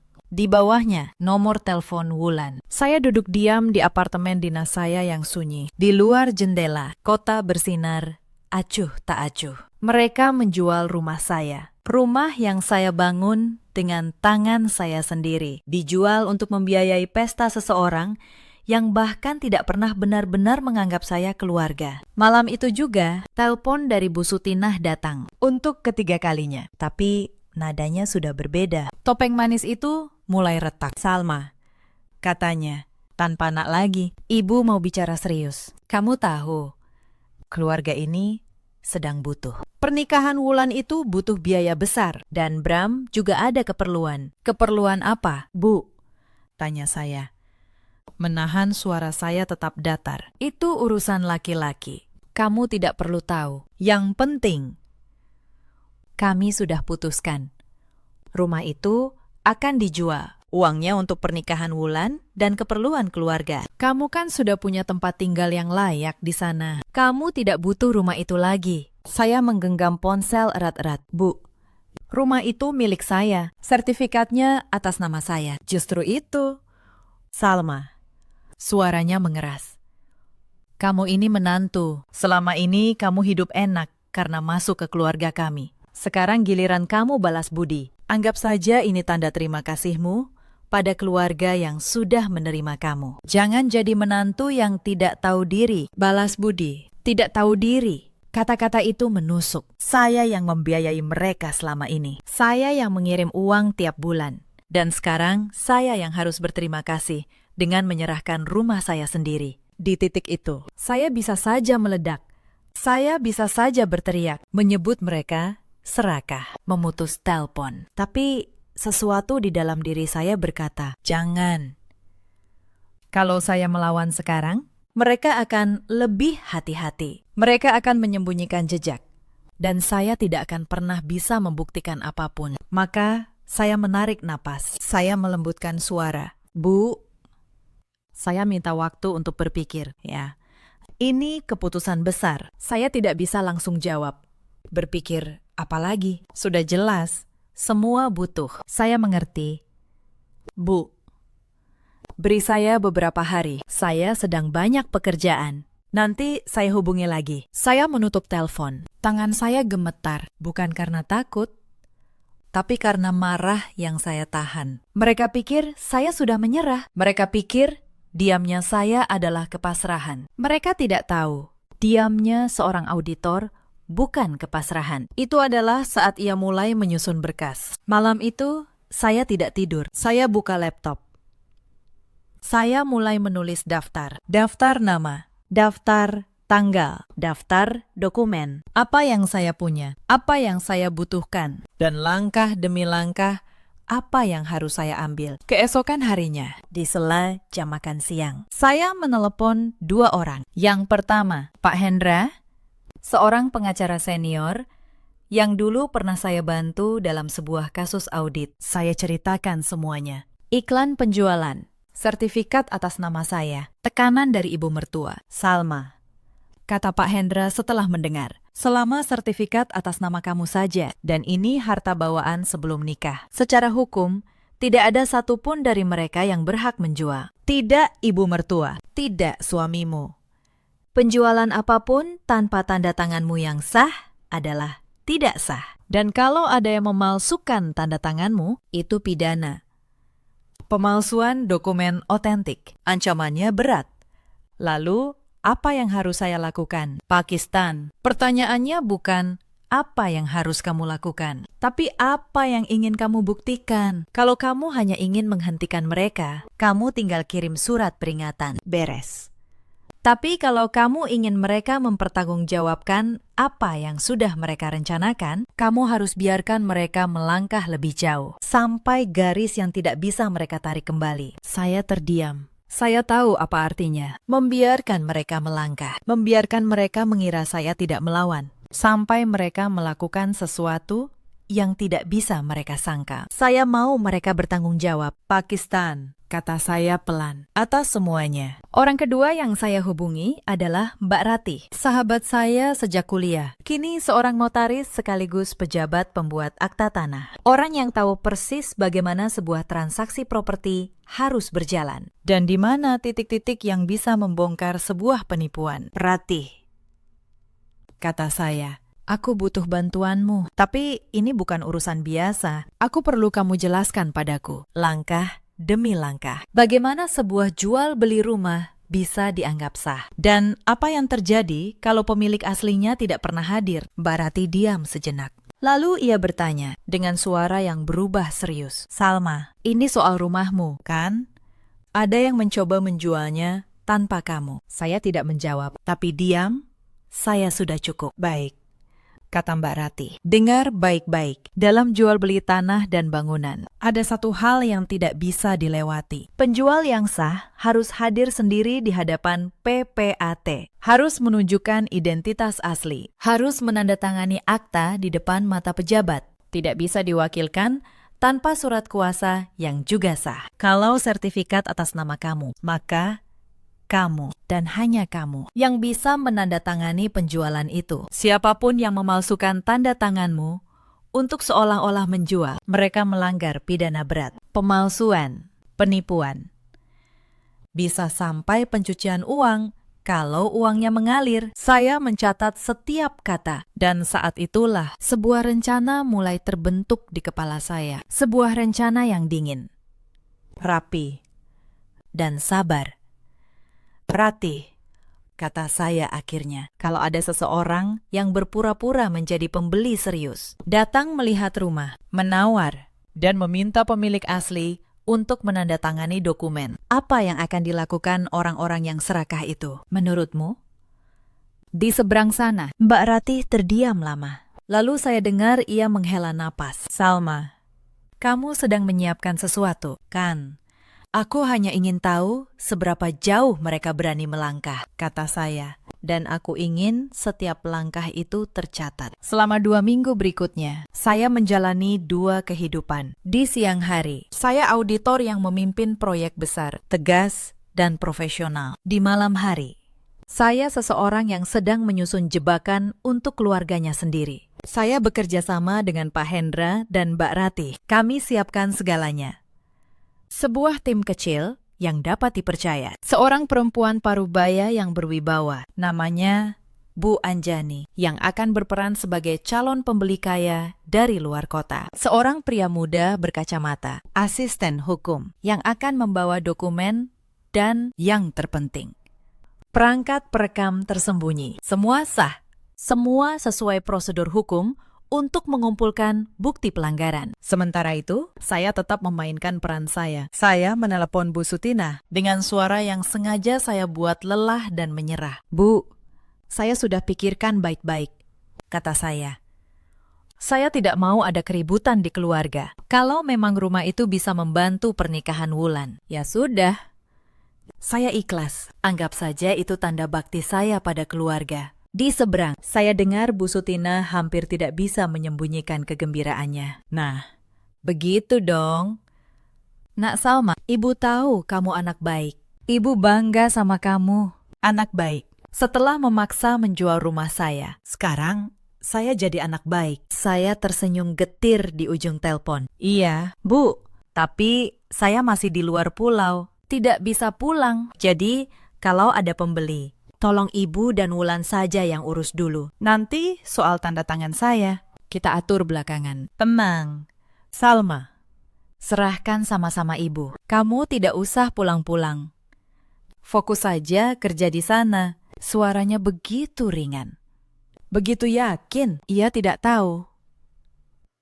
Kalimat "serahkan semua sama Ibu" itu justru yang akan menjeratnya. Beberapa hari kemudian, Bu Anjani, calon pembeli kami, menelepon Wulan dari nomor yang sudah kami siapkan. "Selamat siang, Mbak Wulan," kata Bu Anjani dengan suara tenang dan berwibawa. "Nama saya Anjani. Saya melihat iklan rumah Anda di kawasan Pondok Indah yang dijual 7 miliar. Apakah masih tersedia? Saya pengusaha dari Surabaya, sedang mencari rumah untuk investasi. Saya tidak suka membuang waktu. Saya bisa membayangkan wajah Wulan saat itu." "Masih, Bu?" "Tentu saja masih. Ibu orang pertama yang menelpon." "Bagus, saya butuh cepat. Saya hanya punya waktu lusa. Setelah itu, saya harus terbang ke Singapura. Kapan saya bisa lihat rumahnya?" "Lusa." "Bisa, Bu." "Bisa sekali. Jam berapa Ibu nyaman?" "Jam 10 pagi. Tolong kirim lokasinya. Sampai jumpa." Panggilan ditutup. Dan di rumah saya, di Pondok Indah. Saya tahu pasti, 2 perempuan sedang berpelukan, menjerit gembira. Mengira mereka baru saja menemukan mangsa empuk. Mereka tidak tahu, merekalah yang sedang masuk ke perangkap. 2 hari berikutnya, rumah saya dibersihkan habis-habisan. Tentu saja bukan oleh mereka. Mereka menyewa jasa pembersih premium dengan menggunakan kartu yang masih terhubung ke rekening saya. Yang lupa, mereka putus. Mereka ingin rumah saya tampak sempurna untuk dijual kepada calon pembeli kaya. Tepat jam 10 pagi di hari yang ditentukan, sebuah sedan hitam mewah berhenti di depan gerbang rumah saya. Bu Sutina, Wulan, dan Mas Bram, yang ternyata sengaja pulang dari Anjungan untuk momen ini, sudah menunggu di teras. Berpakaian terbaik. Bu Sutina memakai perhiasan emasnya. Wulan memakai gaun baru. Mas Bram mengenakan kemeja batik mahal yang dulu saya belikan untuknya. Dari mobil turun Bu Anjani, tampak sangat berkelas. Blus sutra, celana bahan yang jatuh sempurna, kacamata hitam besar, dan sebuah tas mewah yang khusus disewa tim untuk meyakinkan target. Ia didampingi seorang pria muda berkacamata yang membawa tas kerja. Diperkenalkan sebagai asisten hukum, dengan kamera tersembunyi terpasang di kacamatanya. Dan satu orang lagi yang membawa alat di balik jasnya. "Selamat pagi, saya Anjani," katanya singkat. Tatapannya menyapu fasad rumah dengan ekspresi menilai. "Selamat pagi, Bu Anjani. Silakan. Silakan masuk." Bu Sutinah menyambut dengan senyum lebar yang dibuat-buat. Bertingkah seperti pemilik rumah. Tur dimulai. Wulan dan Bu Sutinah tidak henti memuji. Ini ruang tamunya, Bu. Marmernya impor dari Italia. Celoteh Wulan. Padahal saya sendiri yang dulu memilih marmer itu. Dan ini dapurnya. Semua peralatan standar Eropa. Tambah Bu Sutinah. Bu Anjani hanya mengangguk kecil. Wajahnya sulit dibaca. Hal itu membuat Bu Sutinah dan Wulan semakin gugup, semakin gencar menjual. Mas Bram lebih banyak diam di belakang, berkeringat dingin. Saat tiba di kamar utama, kamar saya. Wulan berkata, dan ini kamar tidur utamanya. Sangat luas. Pemandangannya langsung ke kolam. Bu Anjani berjalan ke jendela, melihat keluar. Lalu ia berbalik. Rumahnya lumayan. Saya suka lokasinya. Berapa harga pasnya? Mereka kembali ke ruang tamu. 7 miliar. Itu sudah harga terbaik, kata Bu Sutinah cepat. Bu Anjani tertawa kecil. Harga terbaik. Saya baru lihat rumah lain di blok sebelah. Lebih besar. Dibuka 6,5. 7 miliar itu kemahalan. Wajah Bu Sutinah dan Wulan menegang. Tapi, Bu, ini sudah full furnished. Saya tidak peduli furniturnya. Potong Bu Anjani. Saya akan renovasi total. Begini saja, saya tidak punya waktu untuk tawar-menawar. Saya harus ke bandara sore ini. Saya kunci di 7 miliar. Tapi saya harus ikat hari ini juga. Saya beri uang muka 500 juta. Tunai. Sekarang, si asisten membuka tas kerjanya. Menunjukkan tumpukan uang tunai yang masih terbungkus plastik bank. 500 juta. Di depan mata mereka. Mata Bu Sutinah dan Wulan nyaris keluar dari rongganya. Pernikahan Wulan, lunas. Keperluan keluarga, lunas. Semua masalah selesai hari ini juga. Begitu yang berputar di kepala mereka. Kami setuju. Setuju. Seru Bu Sutinah, tidak bisa menahan diri. Bagus, kata Bu Anjani. Siapkan suratnya. Si asisten hukum mengeluarkan beberapa lembar dokumen dari tasnya. Sebuah perjanjian penyikatan jual-beli yang sudah disiapkan tim Pak Hendra. Lengkap dan tampak resmi. Ini perjanjian standar, jelasnya. Pembayaran uang muka 500 juta hari ini. Pelunasan 6,5 miliar, sisanya minggu depan. Begitu sertifikat asli diserahkan ke notaris kami. Ia berhenti sejenak. Lalu, matanya beralih ke seluruh ruangan. Tapi ada satu hal yang sangat penting. Saya sudah cek di Badan Pertanahan. Sertifikat rumah ini atas nama satu orang. Ibu Salma Wardani. Kami butuh tanda tangan beliau di atas materai. Apakah Ibu Salma ada di tempat? Inilah momennya. Momen penentuan yang sudah saya tunggu. Mas Bram menelan ludah. Istri saya. Dia sedang di luar pulau. Tugas, katanya. Gugup. Bu Anjani langsung membereskan tasnya. Asisten mulai memasukkan uang itu kembali ke dalam tas. Kalau begitu tidak bisa. Transaksi harus sah. Pemilik asli harus tanda tangan sendiri. Kalau tidak ada, berarti batal. Maaf sudah buang waktu. Kami cari properti lain saja. Tunggu. Jangan. Bu Sutinah berteriak panik. 500 juta di depan matanya akan menghilang. Itulah saat di mana keserakahan mengambil alih akal sehat. Saya menyaksikan rekamannya berkali-kali setelahnya. Dan tetap saja, saya tidak percaya seseorang bisa sebodoh dan seberani itu. Tunggu.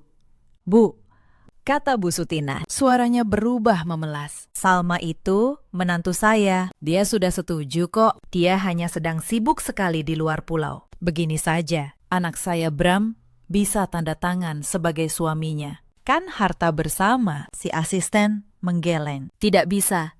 Bu, hukumnya tidak begitu. Sertifikat atas nama Ibu Salma. Harus Ibu Salma sendiri yang tanda tangan. Mata Bu Sutinah melirik ke kiri dan ke kanan. Saya tahu apa yang sedang ia hitung. Uang itu.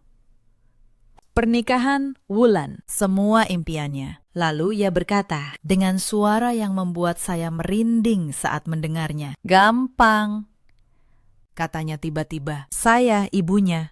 Maksud saya ibu mertuanya. Tanda tangan saya mirip sekali dengan Salma. Biar saya saja yang tanda tangan. Toh dia sudah setuju, ini cuma formalitas. Si asisten dan Bu Anjani saling berpandangan, berpura-pura ragu. Akting terbaik mereka. Itu pemalsuan.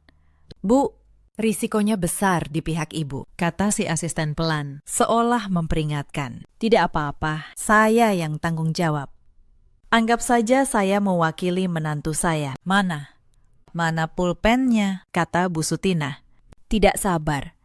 Si asisten meletakkan dokumen di meja, 6 lembar, lengkap dengan 6 buah materai. Di depan mata Mas Bram yang terbelalak ngeri, dan Wulan yang menahan napas penuh harap. Bu Sutina mengambil pulpen dengan tangan yang sangat mantap. Mantap karena keserakahan. Ia membubuhkan tanda tangan palsu. Nama saya, Salma Wardani.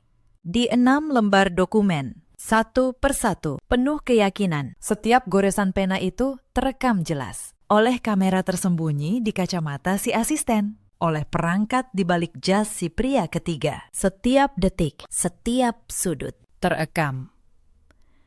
Selesai, kata Bu Sutina, bangga. Menyodorkan dokumen itu, si asisten mengangguk.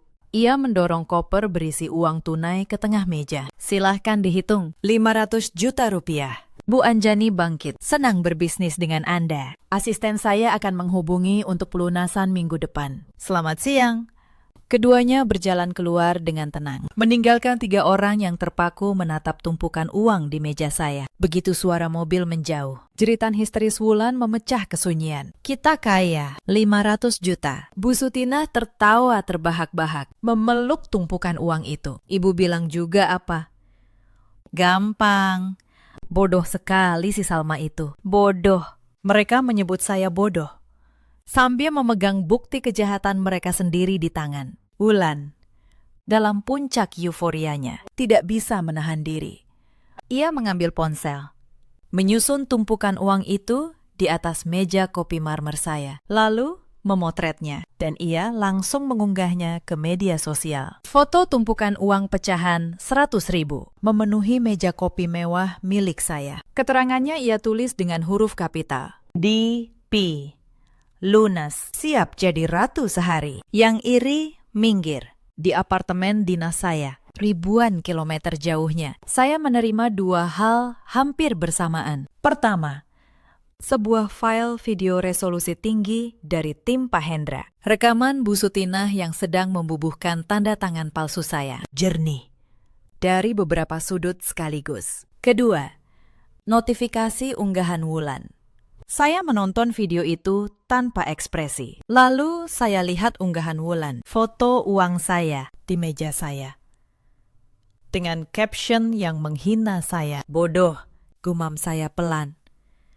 Bukan cuma serakah, tapi juga bodoh. Saya menutup laptop. Bukti sudah lengkap. Waktu bermain sudah habis. Tapi saya tidak terburu-buru. Auditor yang baik tidak menutup berkas saat baru menemukan satu kesalahan. Ia membiarkan polanya terungkap sepenuhnya. Maka, saya menunggu. Saya ingin melihat apa yang akan mereka lakukan dengan uang yang bukan milik mereka. Mereka tidak mengecewakan saya. Di rumah saya, pesta pembagian uang dimulai. Mereka bertiga duduk di lantai ruang tamu saya. Membagi uang itu seperti anak kecil membagi permen. 200 juta untuk utang Mas Bram, kata Wulan. Mendorong tumpukan ke arah kakaknya. 200 juta untuk DP gedung dan semua keperluan pernikahanku. Dan 100 juta untuk ibu. 100 juta. Bu Sutina tidak terima. Kamu pikir pernikahanmu itu urusanmu sendiri. Ibu juga butuh baju baru, perhiasan baru. Malu ibu kalau di pelaminan pakai baju lama. Ibu ambil 150 juta. Pernikahanmu pakai 150 saja. Wulan hendak protes.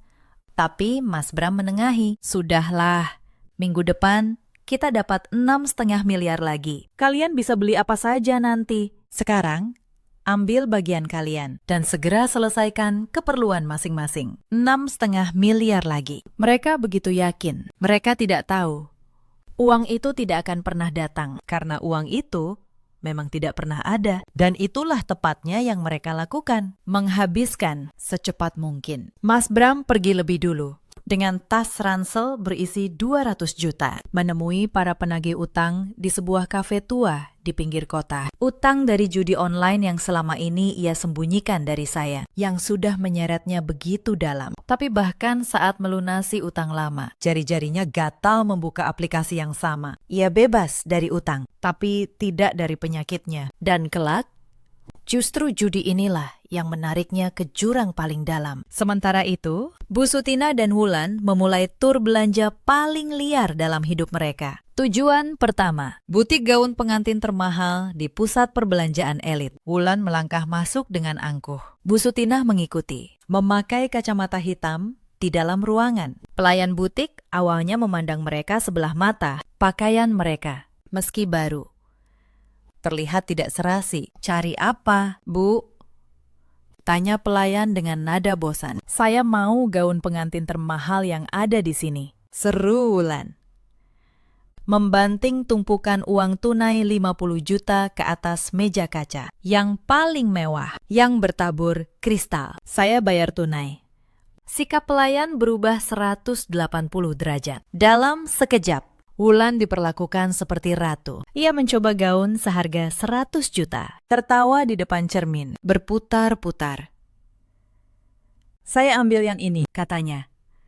Dan saya mau pesan gedung di Hotel Bintang 5 yang paling besar. Ini DP-nya. Bu Sutina tidak mau kalah. Ia melenggang ke toko perhiasan besar. Matanya langsung tertuju pada seuntai kalung emas tebal. Ia berkaca, tersenyum bangga. Saya ambil ini dan gelang yang itu. Sekalian anting-antingnya. Setiap pembelian, mereka foto. Setiap foto mereka unggah. Mereka memamerkan kejatuhan mereka sendiri ke seluruh dunia. Tanpa sadar, setiap unggahan itu adalah bukti tambahan yang dengan senang hati saya simpan. Dengan sisa uang, Wulan membeli sebuah mobil sedan merah baru. Ia memeluk kap mobil itu, berfoto, mengunggahnya.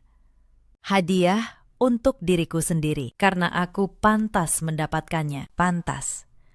Mereka semua merasa pantas atas uang yang mereka peroleh dengan memalsukan tanda tangan saya. Dalam 2 hari, 500 juta itu nyaris ludes. Berubah menjadi gaun, perhiasan, mobil, dan utang judi yang dibayar. Di apartemen saya mengumpulkan semuanya. Video pemalsuan, tangkapan layar unggahan, bukti aliran uang. Saya susun rapi seperti laporan audit. Bersih, runtut, tidak terbantahkan. Lalu, saya menelpon Pak Hendra. Pakistan, semuanya sudah lengkap. Saya mau pulang. Kamu yakin? Salma, begitu kamu melangkah, tidak ada jalan kembali. Mereka tetap keluarga. Suamimu. Saya menatap keluar jendela, ke kota yang gemerlap. Mereka berhenti jadi keluarga saya. Pakistan, saat mereka menempelkan pena di atas nama saya yakin. Lanjutkan. Pak Hendra mengurus laporan resmi ke kepolisian dengan bukti yang kami miliki. Video pemalsuan dokumen otentik, jejak transaksi, dan unggahan media sosial mereka sendiri. Kasusnya kuat.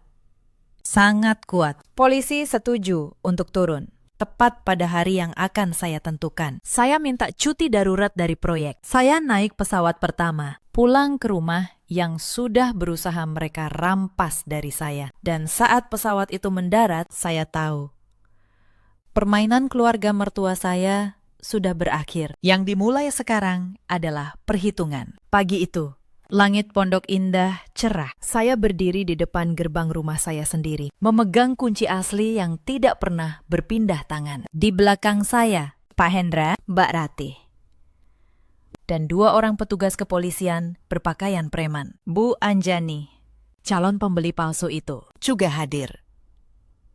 Kali ini sebagai saksi. Dari dalam terdengar suara tawa, suara Bu Sutina dan Wulan. Masih merayakan kemenangan yang mereka kira sudah di tangan. Mereka tidak tahu, hari penghakiman sudah berdiri di depan pintu. Saya membuka pintu dengan kunci saya sendiri. Tawa itu berhenti seketika. Bu Sutina, Wulan, dan Mas Bram yang sedang duduk di ruang tamu saya, dikelilingi belanjaan baru mereka, menoleh dengan wajah pucat pasi. Salma, Bu Sutina tergagap Kamu kok pulang? Katanya tidak bisa pulang. Saya pemilik rumah ini. Bu, kata saya, tenang, melangkah masuk.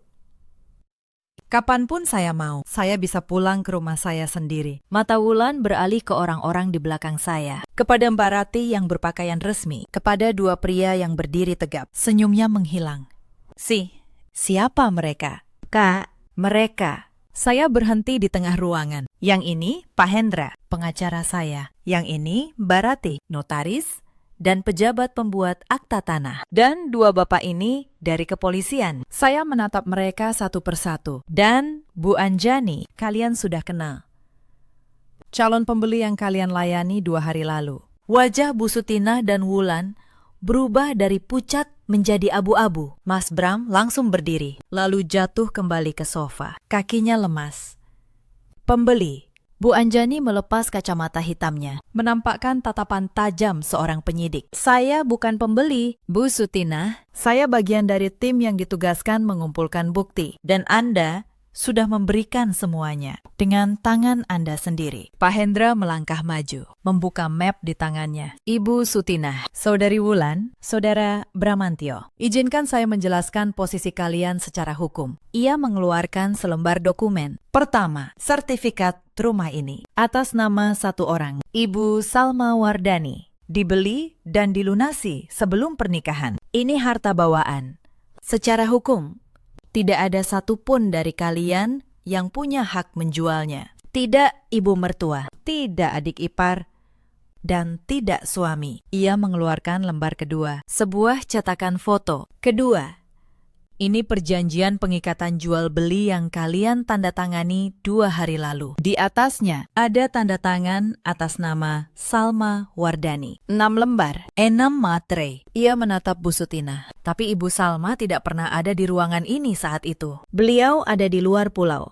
Jadi, siapa yang menandatangani namanya? Hening. Bu Sutina membuka mulut. Tapi tidak ada suara yang keluar. Mbak Rati mengeluarkan tablet, memutar sebuah video. Di layar terlihat jelas Bu Sutina duduk di meja yang sama ini, memegang pulpen, membubuhkan tanda tangan. Suaranya terekam jernih. Tanda tangan saya mirip sekali dengan Salma. Biar saya saja yang tanda tangan. Wajah Bu Sutina memutih total. Itu pemalsuan dokumen otentik. Bu, kata Mbak Ratih dingin. Dalam hukum kita, memalsukan tanda tangan pada akta untuk seolah-olah menjual properti milik orang lain adalah tindak pidana berat. Pemalsuan, penipuan, dan karena uangnya sudah kalian terima dan habiskan, ditambah penggelapan dan pencucian uang. Ancamannya bukan hitungan bulan, Bu, tapi tahun. Wulan menjerit. Penjara. Tidak mungkin. Saya mau menikah. Saya tidak melakukan apa-apa. Saya mengeluarkan ponsel saya. Saya buka unggahan Wulan. Foto tumpukan uang saya di meja saya. Saya buka foto gaun 100 juta, kalung emas, mobil merah.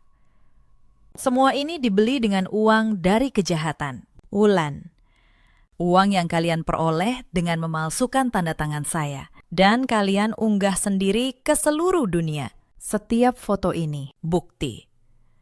Setiap struk, bukti. Realisasi itu menghantam mereka bertiga secara bersamaan. Uang 6,5 miliar yang mereka tunggu tidak pernah ada.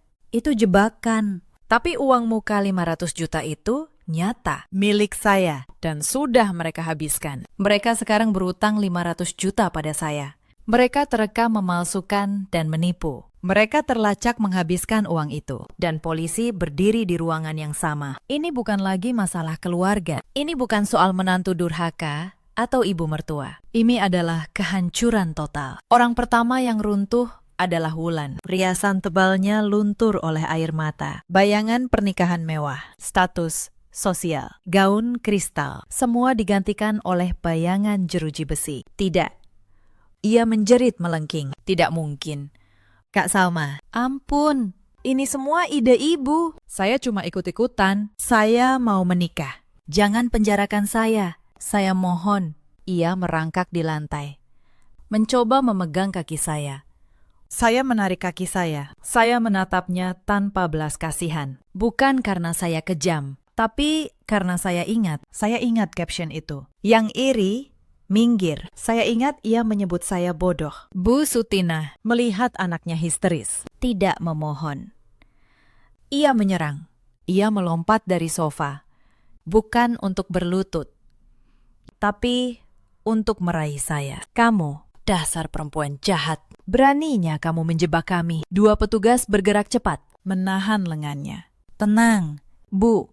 Jangan membuat keributan. Lepaskan. Ini rumah anakku. Lepaskan aku. Bu Sutinah meronta. Tenaganya seperti banteng terluka. Rumah anak ibu. Saya menatapnya. Sejak kapan rumah ini jadi milik anak ibu? Anak ibu tidak pernah membayar 1 rupiah pun untuk rumah ini. Saya yang membangunnya. Sendirian. Saat anak ibu sibuk berjudi dan berutang, kata judi membuat Mas Bram tersentak. Akhirnya ia angkat bicara. Ia berlutut di depan saya. Wajahnya yang biasanya angkuh, kini penuh air mata penyesalan yang menjijikan. Salma, sayang, aku mohon, ini semua salah paham. Ini ide ibu. Aku terpaksa. Aku punya utang. Aku tidak bermaksud mengkhianatimu. Sumpah. Tolong, jangan lakukan ini. Mereka, ibu dan adikku. Kasihani mereka. Kasihani aku. Saya, yang sedari tadi hanya menyaksikan. Akhirnya menatap mata suami saya. Tatapan saya begitu dingin hingga ia berhenti bicara. Ide ibu, bisik saya. Ide ibu yang menyuruhmu mematikan CCTV rumahku. Mas Bram tersentak. Ide ibu juga yang menyuruhmu mengirim pesan padaku. Saya mengeluarkan ponsel saya. Saya buka pesan dari Mas Bram. Saya bacakan keras-keras. Biarkan saja rumah itu dijual. Lagian kamu sudah punya tempat tinggal yang layak. Jangan egois. Saya menatap suami saya yang berlutut. Kamu suamiku, Bram. Kamu yang seharusnya melindungiku. Tapi kamu yang memegang pisau bersama mereka. Dari mereka semua, kamulah pengkhianat terbesarnya. Saya berpaling ke petugas senior. Silakan dilanjutkan. Petugas itu mengangguk. Ia melangkah maju.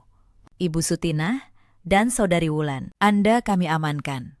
Atas laporan resmi dari Ibu Salma Wardani, dengan barang bukti yang cukup atas dugaan tindak pidana pemalsuan dokumen, penipuan terencana, dan penggelapan. Silahkan ikut kami. Petugas satunya mengeluarkan 2 pasang borgol. Melihat logam berkilat itu, pertahanan terakhir Bu Sutinah dan Wulan hancur. Jeritan histeris yang sesungguhnya meledak. Borgol. Tidak. Jangan borgol saya, Wulan menjerit. Meronta di lantai. Saya bukan kriminal, Ibu. Tolong saya, Mas Bram. Lepaskan anak saya, raung Bu Sutinah. Salma, kamu akan menyesal. Kamu akan sengsara seumur hidup. Dasar menantu tidak tahu balas budi. Balas budi. Itu kata terakhir yang ia teriakan pada saya. Kata yang sama yang ia gunakan untuk merampas rumah saya. Klik. Suara borgo mengunci pergelangan tangan Wulan. Klik kedua, di tangan Bu Sutinah. 2 perempuan yang seminggu lalu berfoya-foya dengan uang curian, kini diborgol di ruang tamu mewah milik orang yang mereka coba hancurkan. Petugas lalu beralih ke Mas Bram. Saudara Bramantio, Anda kami amankan atas keterlibatan dalam konspirasi ini. Dan tim kami juga akan memeriksa Anda terkait laporan aktivitas judi ilegal dan utang piutang yang melibatkan sindikat. Rasa takut di wajah Mas Bram berubah menjadi teror murni. Judinya terbongkar. Semuanya terbongkar. Saya memandangi mereka bertiga. Wulan yang menangis tanpa suara. Bu Sutinah yang mengumpat dan mengutuk. Dan Mas Bram yang menatap lantai dengan tatapan kosong. Hancur total. Saya tidak merasakan apa-apa. Tidak kasihan. Tidak sedih. Hanya lega.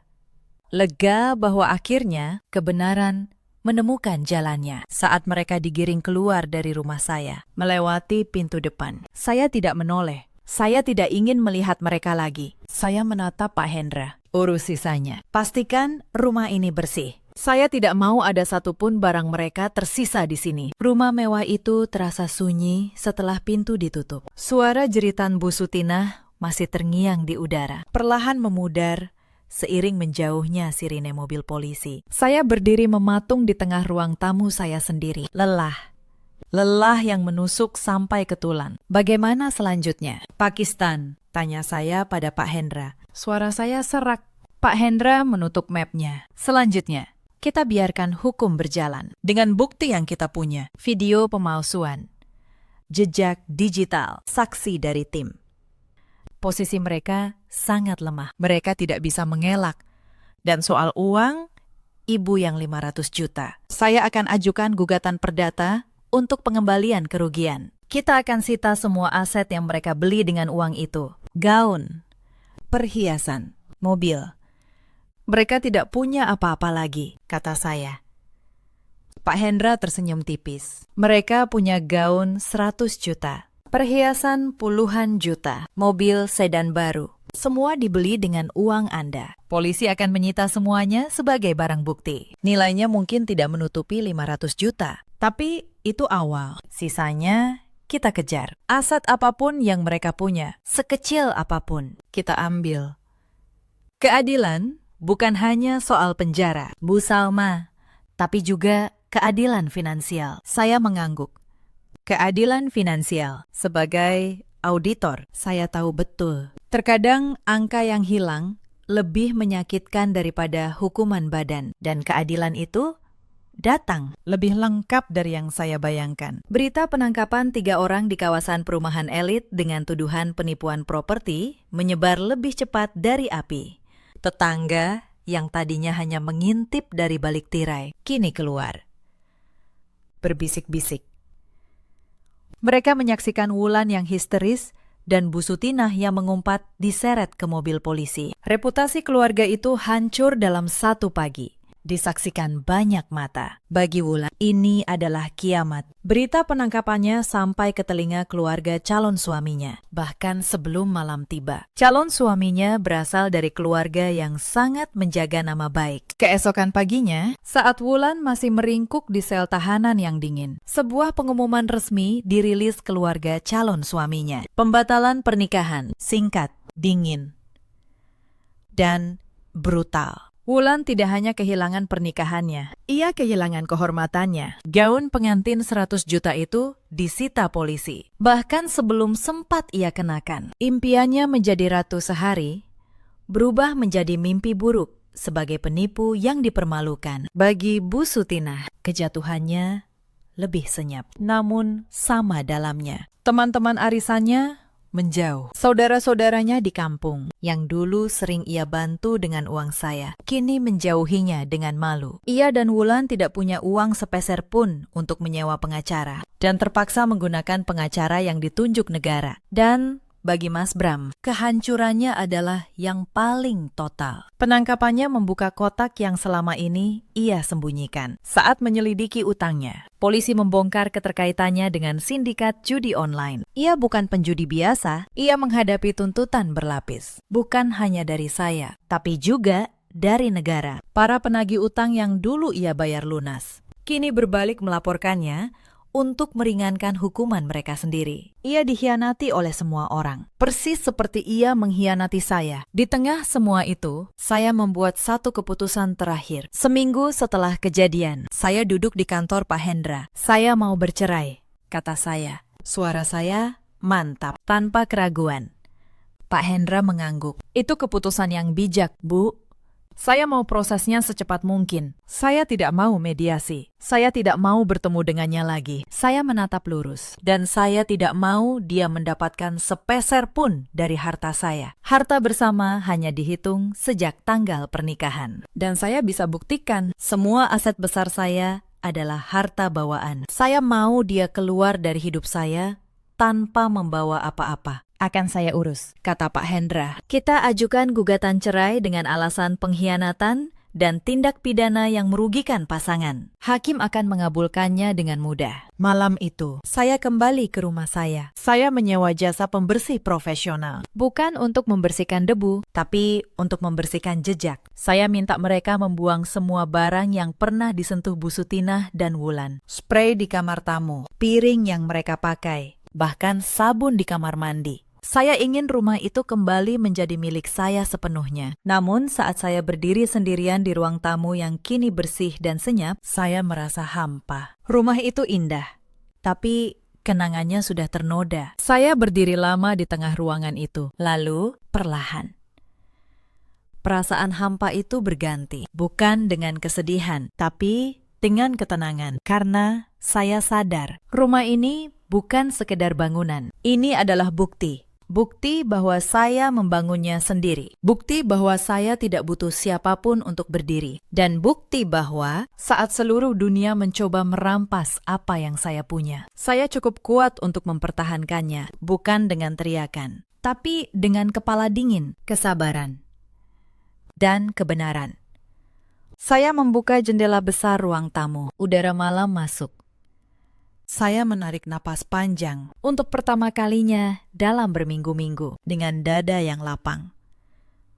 Cerita ini mengajarkan satu hal. Kebaikan kita bukan kelemahan dan kesabaran kita bukan izin untuk diinjak. Jangan pernah menyerahkan apa yang sudah kau bangun dengan tanganmu sendiri, hanya karena orang lain merasa berhak atasnya. Dan jangan pernah mengira diam seseorang berarti ia menyerah. Di luar sana, ada banyak perempuan seperti saya dulu, yang diam, yang mengalah, yang terus memberi, demi diterima oleh keluarga yang tidak pernah benar-benar menerimanya. Kepada kalian, saya ingin berkata, kebaikanmu berharga, tapi jagalah hak-hakmu, karena tidak ada balas budi yang menuntutmu kehilangan dirimu sendiri. Di luar sana juga ada banyak suami seperti Bram yang memilih diam saat seharusnya melindungi, yang berdiri di sisi yang salah, lalu menyebutnya keterpaksaan. Ingatlah, pengkhianatan yang paling menyakitkan selalu datang dari tangan yang seharusnya menggenggam kita. Dan ada pula para ibu mertua seperti Bu Sutina yang melihat menantu bukan sebagai anak, tapi sebagai sumber yang bisa diperas. Keserakahan mungkin terasa seperti kemenangan untuk sesaat, tapi pada akhirnya ia selalu menggali kubur bagi yang menggenggamnya. Bu Sutina, Wulan, dan Bram menjalani proses hukum mereka. Aset mereka disita, nama mereka tercoreng. Dan saya, Salma Wardani, kembali berdiri tegak di atas fondasi yang saya bangun sendiri. Dalam hidup, kita selalu punya pilihan. Memilih untuk diam dan hancur, atau memilih untuk bangkit dengan cara yang benar. Saya memilih yang kedua. Bagaimana dengan kalian? Pernahkah kalian berada di posisi seperti saya? Ceritakan kisah kalian di kolom komentar. Saya ingin tahu bagaimana kalian menghadapinya. Jangan lupa like dan subscribe agar cerita-cerita seperti ini bisa terus hadir. Terima kasih sudah menemani sampai akhir. Sampai jumpa di kisah berikutnya.